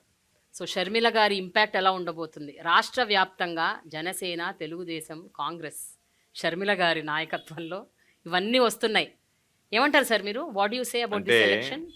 సాధారణంగా జనసేన గురించి ఎంత తక్కువ మాట్లాడుకుంటే అంత మంచిది. ఎందుకంటే ఇప్పుడు ఏ వ్యక్తినైతే నమ్మి ఆయన వెంట నడిచినటువంటి జనం ఉన్నారో, ఎక్కడికి వెళ్ళినా సీఎం సీఎం సీఎం అని చెప్పి పాపం నినదించారో వాళ్ళందరికీ నిద్ర పట్టినటువంటి పరిస్థితి ఈరోజు పవన్ కళ్యాణ్ గారు తీసుకొచ్చారు. పవన్ కళ్యాణ్ లాంటి వ్యక్తి రాజకీయాల్లో కొనసాగాల్సినటువంటి అవసరం ఉందా లేదా అనేటువంటిది రేపు ప్రజలు మరలా నిర్ణయిస్తారు. అంటే ఒక పార్టీని పెట్టి కొంతమందిని సమీకరించి ఈ పార్టీని హోల్సేల్గా నేను చంద్రబాబు నాయుడుకి అమ్మేస్తానని చెప్పేటువంటి వ్యక్తి అసలు ఈ రాష్ట్ర రాజకీయాలకు పనికొస్తాడా అనేటువంటిది ప్రజలందరూ కూడా ఆలోచన చేయాల్సినటువంటి సమస్య. 2014లో కానీ, 2019లో కానీ, 2024లో కానీ జగన్మోహన్ రెడ్డి గారు ఒక స్పష్టమైనటువంటి మాట చెప్పాడు. మేము ఎవరితో పొత్తులు ఉండము, మేము ఏకంగా ఒంటరిగా వస్తామని. మేము ఒంటరిగా పోటీ చేస్తున్నాం. ఒక స్పష్టమైనటువంటి వాగ్దానం, ఒక స్పష్టమైనటువంటి సమాధానం, ప్రతి దాంట్లో ఒక స్పష్టత. ఈవెన్ అప్పీల్లో కూడా ప్రజల దగ్గర నుంచి ఆశీస్సులు అడిగేటప్పుడు కూడా ఒక స్పష్టత. మీ కుటుంబాలకి నా ప్రభుత్వంలో మేలు జరిగింది అని భావిస్తేనే నాకు ఓటు వేయండి అని ఆంధ్ర రాష్ట్ర రాజకీయాల్లో ఒక ముఖ్యమంత్రి స్థాయిలో మొట్టమొదటగా అడిగినటువంటి వ్యక్తి జగన్మోహన్ రెడ్డి గారు. ఎంతవరకు ఎవరు ఆ ప్రయత్నం చేయలేదు. అన్ని పార్టీలు ఈరోజు తెలుగుదేశం కావచ్చు, జనసేన కావచ్చు, ప్రత్యక్షంగా ఒక జాతీయ పార్టీ కావచ్చు, పరోక్షంగా ఇంకొక జాతీయ పార్టీ కావచ్చు, వీళ్ళందరూ కలిసి వీళ్ళందరి ఆలోచన ఏమిటంటే మేము గెలవాలనేటువంటి ఆలోచన ఎవ్వరిలో లేదు. జగన్మోహన్ రెడ్డి గారిని గద్దెదించాలా, జగన్మోహన్ రెడ్డి గారిని ఓడించాలి. అంటే ఒక వ్యక్తిని ఓడించడానికి ఇంతమంది సమైక్యంగా పనిచేస్తున్నారంటే ఆ వ్యక్తి ఎంత బలవంతుడైతే ఇంతమంది మనందరం కలిసి పోరాడాలనుకుంటాడు. కాబట్టి జగన్మోహన్ రెడ్డి గారి బలం ఏందనేటువంటిది ఈరోజు వీళ్ళ కలయిక, వీళ్ళ అపవిత్ర కలయిక, దీని ద్వారా ప్రజలకు ఒక స్పష్టమైనటువంటి సంకేతం వెళ్తుంది. వీళ్ళు ఎవ్వరు అవసరంలే, జగన్మోహన్ రెడ్డి గారికి మానమండగా నిలుస్తామని. జగన్మోహన్ రెడ్డి గారు నమ్ముకున్నది ప్రజల ఆశీస్సులు, ఆ దేవుడి దీవెనలు. కాబట్టి జగన్మోహన్ రెడ్డి గారు ఎవరు ఎన్ని రకాలు వచ్చినా, ఎంతమంది కలిసి వచ్చినా, నేను మరలా చెప్తున్నా 2024లో తిరుగులేనటువంటి విజయాన్ని జగన్మోహన్ రెడ్డి గారు సాధించి మరలా ఈ రాష్ట్రానికి ముఖ్యమంత్రి అవడం ఖాయమనేటువంటి విషయాన్ని ఈ సందర్భంగా తెలియదు. సో షర్మిల గారి ఇంపాక్ట్ కూడా ఉండదంటారు? ఎవరిది పనిచేయదు. షర్మిలమ్మ కానీ ఈరోజు అందరు తాపత్రయపడుతున్నారు పాపం. పురంధరేశ్వరమ్మ ఒక పక్క, షర్మిలమ్మ ఒక పక్క, పవన్ కళ్యాణ్ ఒక పక్క, వీళ్ళు ఒక పక్క, వీళ్ళకి సంబంధించినటువంటి వీళ్ళతో పాటు మరికొంతమంది వీళ్ళు అందరు కలిసి ప్రయత్నాలు చేస్తున్నారు. ఏవి ఫలించవు, ఏది జరగదు. ప్రజలు అంతిమంగా నిర్ణయం, మామూలుగా మనం వేసుకునే దానికి ఓట్లు వేసుకునే పని అయితే పవన్ కళ్యాణ్ 1 లక్ష ఓట్లు, చంద్రబాబు నాయుడు 1 లక్ష ఓట్లు గుద్దుకొని గెలిచేవి కాదు కదా. ప్రజలు వేస్తే మనల్ని పంపిస్తారు. కాబట్టి మొన్నటిదాకా ఉన్నాడు, ఎవడరా నన్ను అసెంబ్లీలోకి ఆపేది అన్నాడు. ఎవడు ఆపాడు? ప్రజలు ఆపారు. మొన్న ఎవరు బానికుండా ఆపారు? ఎవడు ఈసారి నన్ను ఆపుతాడంటే మొన్న ఎవడు ఆపారు? వాళ్ళే ఆపుతారు. నన్ను ఎవడు ముఖ్యమంత్రి కానికుండా ఆపుతాడంటే నువ్వే ముఖ్యమంత్రి కానికుండా ఆపుకున్నావు, చంద్రబాబు నాయుడుకి అమ్ముడుపోయావు. కాబట్టి ఎవడరా నన్ను ఆపుతాడు, ఎవడరా నన్ను ముఖ్యమంత్రిని కానివాడంటే నువ్వు ముఖ్యమంత్రిని కానికుండా చేసుకున్నావు, నిన్ను బానికుండా ప్రజలు ఆపారు. రేపు కూడా నేను ప్రజలు ఆపుతారు. మరలా ముఖ్యమంత్రివి కాలేవు, ముఖ్యమంత్రి కాకుండా నువ్వే ఆ స్థానాన్ని వదులుకున్నావు, ఎమ్మెల్యే స్థానాన్ని ప్రజలు నిన్ను బానికుండా ఆపుకుంటారు. కాబట్టి వీళ్ళ స్లోగన్లో వీళ్ళని గురించి పెద్దగా పట్టించుకోవాల్సినటువంటి పనిలే. వీళ్ళేదో పాపం రాజకీయాలు ఏదో కాల్ షీట్లు తీసుకొని వచ్చి మీటింగ్లు మాట్లాడిపోయినంత సులభం కాదు. ప్రజల్లో ఉండి ప్రజలతో మమేకమే సేవ చేయడం అనేటువంటిది అది జగన్మోహన్ రెడ్డి గారికి సాధ్యపడింది. జగన్మోహన్ రెడ్డి గారినే ప్రజలు తిరిగి కోరుకునేటువంటి పరిస్థితులు ఉన్నాయి. జగన్మోహన్ రెడ్డి గారి గురించి ఇంత చెప్తున్నారు కదా మీరు, ఒక ముఖ్యమంత్రిగా, అలాగే ఒక నార్మల్ ఒక వ్యక్తిగా, ఒక హ్యూమన్గా మీకు ఆయనలో బాగా నచ్చే అంశం ఏమిటండి? అంటే ఒక నాయకుడిగా ఏం నచ్చుతుంది, ఒక నార్మల్ పర్సన్గా ఏం నచ్చుతుంది చెప్పండి. మనిషి ఒక మాట ఇచ్చాడు అంటే దానివల్ల వ్యక్తిగతంగా ఎంత నష్టపోవడానికైనా సిద్ధపడతాడు తప్ప ఆ మాట వెనక్కి తీసుకోవడానికి ఇష్టపడడు అనేటువంటిది ప్రథమంగా ఆయన దగ్గర ఉన్నటువంటి నైజం. మాట ఇచ్చే ముందు ఆలోచన చేస్తాడేమో కానీ మాట ఇచ్చిన తర్వాత ఆయన నైజం ఆ మాటకి కట్టుబడి ఉండాలి అనేది. మనుషులని గుడ్డిగా ప్రేమించడం, అభిమానించడమే బహుశా ఆయన దగ్గర ఉన్నటువంటి బలహీనత నేను అనుకుంటున్నాను. కాబట్టి ఎంతమంది పాపం ఆయన మోసం చేసి ఒక్కొక్కరిగా పదవులు రాలేదని ఇంకొకటి రాలేదని వెళ్ళిపోయారు తప్ప జగన్మోహన్ రెడ్డి గారి దగ్గర ఈ క్వాలిటీ బాగలేదని చెప్పి వెళ్ళిపోయాడు అంటే అంతకన్నా దౌర్భాగ్యుడు. ఎందుకంటే వాడు దౌర్భాగ్యుడు, పోయినటువంటి వాడు జగన్మోహన్ రెడ్డి కాదు. జగన్మోహన్ రెడ్డి గారిని వదిలి వెళ్ళిపోయినటువంటి వాడు అత్యంత దౌర్భాగ్యుడి కింద లెక్క నా దృష్టిలో. ఇందాక మీరు ఒక మాట అన్నారు, 175 నియోజకవర్గాల్లో 175 మీకే వస్తాయని చెప్తున్నారు. సార్ ప్రతిపక్షాల్లో కొంతమంది ముఖ్యమైన నేతలన్నా ఉన్నారు కదా, అదే చెప్తున్నాను వాళ్ళకి కూడా నేను. రాదా? అదే చెప్తున్నాను ఒక్క నేను. సీట్ కూడా ఈరోజు రాదా? మీరు చూస్తే ఆ, మేము 175 అని చెప్పాము. ఈరోజు చంద్రబాబు నాయుడు గారు కుప్పంలో గెలవడని చెప్పాము. ఈరోజు నిన్నలోకి ఆమె వచ్చి నేను పోటీ చేస్తానని చెప్తుంది భువనేశ్వరి గారు. కాబట్టి ఆ సీట్లలోనే చంద్రబాబు నాయుడు లాంటి వాడే పోటీ చేయడానికి భయపడుతున్నాడంటేనే ఇది 175 సీట్లు కైవసం చేసుకోబోతుంది వైఎస్ఆర్ కాంగ్రెస్ పార్టీ అనే దానికి సంకేతమా కాదా అనేటువంటిది మనం అందరం ఆలోచన చేయాల్సినటువంటి సందర్భం. గత ప్రభుత్వంలో జరిగినటువంటి మేలు, ఇచ్చినటువంటి హామీలు, అమలైనటువంటి తీరు, ఈ ప్రభుత్వంలో ఇచ్చినటువంటి హామీలు, అమలైనటువంటి తీరు, ఇచ్చిన దానికన్నా ఎక్కువగా ఈరోజు మనకు అందజేశాడనేటువంటి నమ్మకం, విశ్వాసం, జగన్మోహన్ రెడ్డి గారు మాట చెప్తే తప్పడో, ఖచ్చితంగా మన ఇంటికి ఆ వస్తువులు అందుతాయి, మనకు ఆ పథకాలు, సంక్షేమ పథకాలు నెరవేరుతాయి అనేటువంటి నమ్మకం, విశ్వాసం ప్రజల్లో కలిగించగలిగినటువంటి నాయకుడు కాబట్టి తిరుగులేనటువంటి విజయాన్ని రేపు 2024 ఎన్నికల్లో మరలా నమోదు చేసుకోబోతున్నాడు. చూద్దాం. Let's see what will happen. Elections is coming soon. చూద్దాం ఏం జరుగుతుందో. థ్యాంక్ యూ సో మచ్ అండి. Thanks a lot. నమస్తే.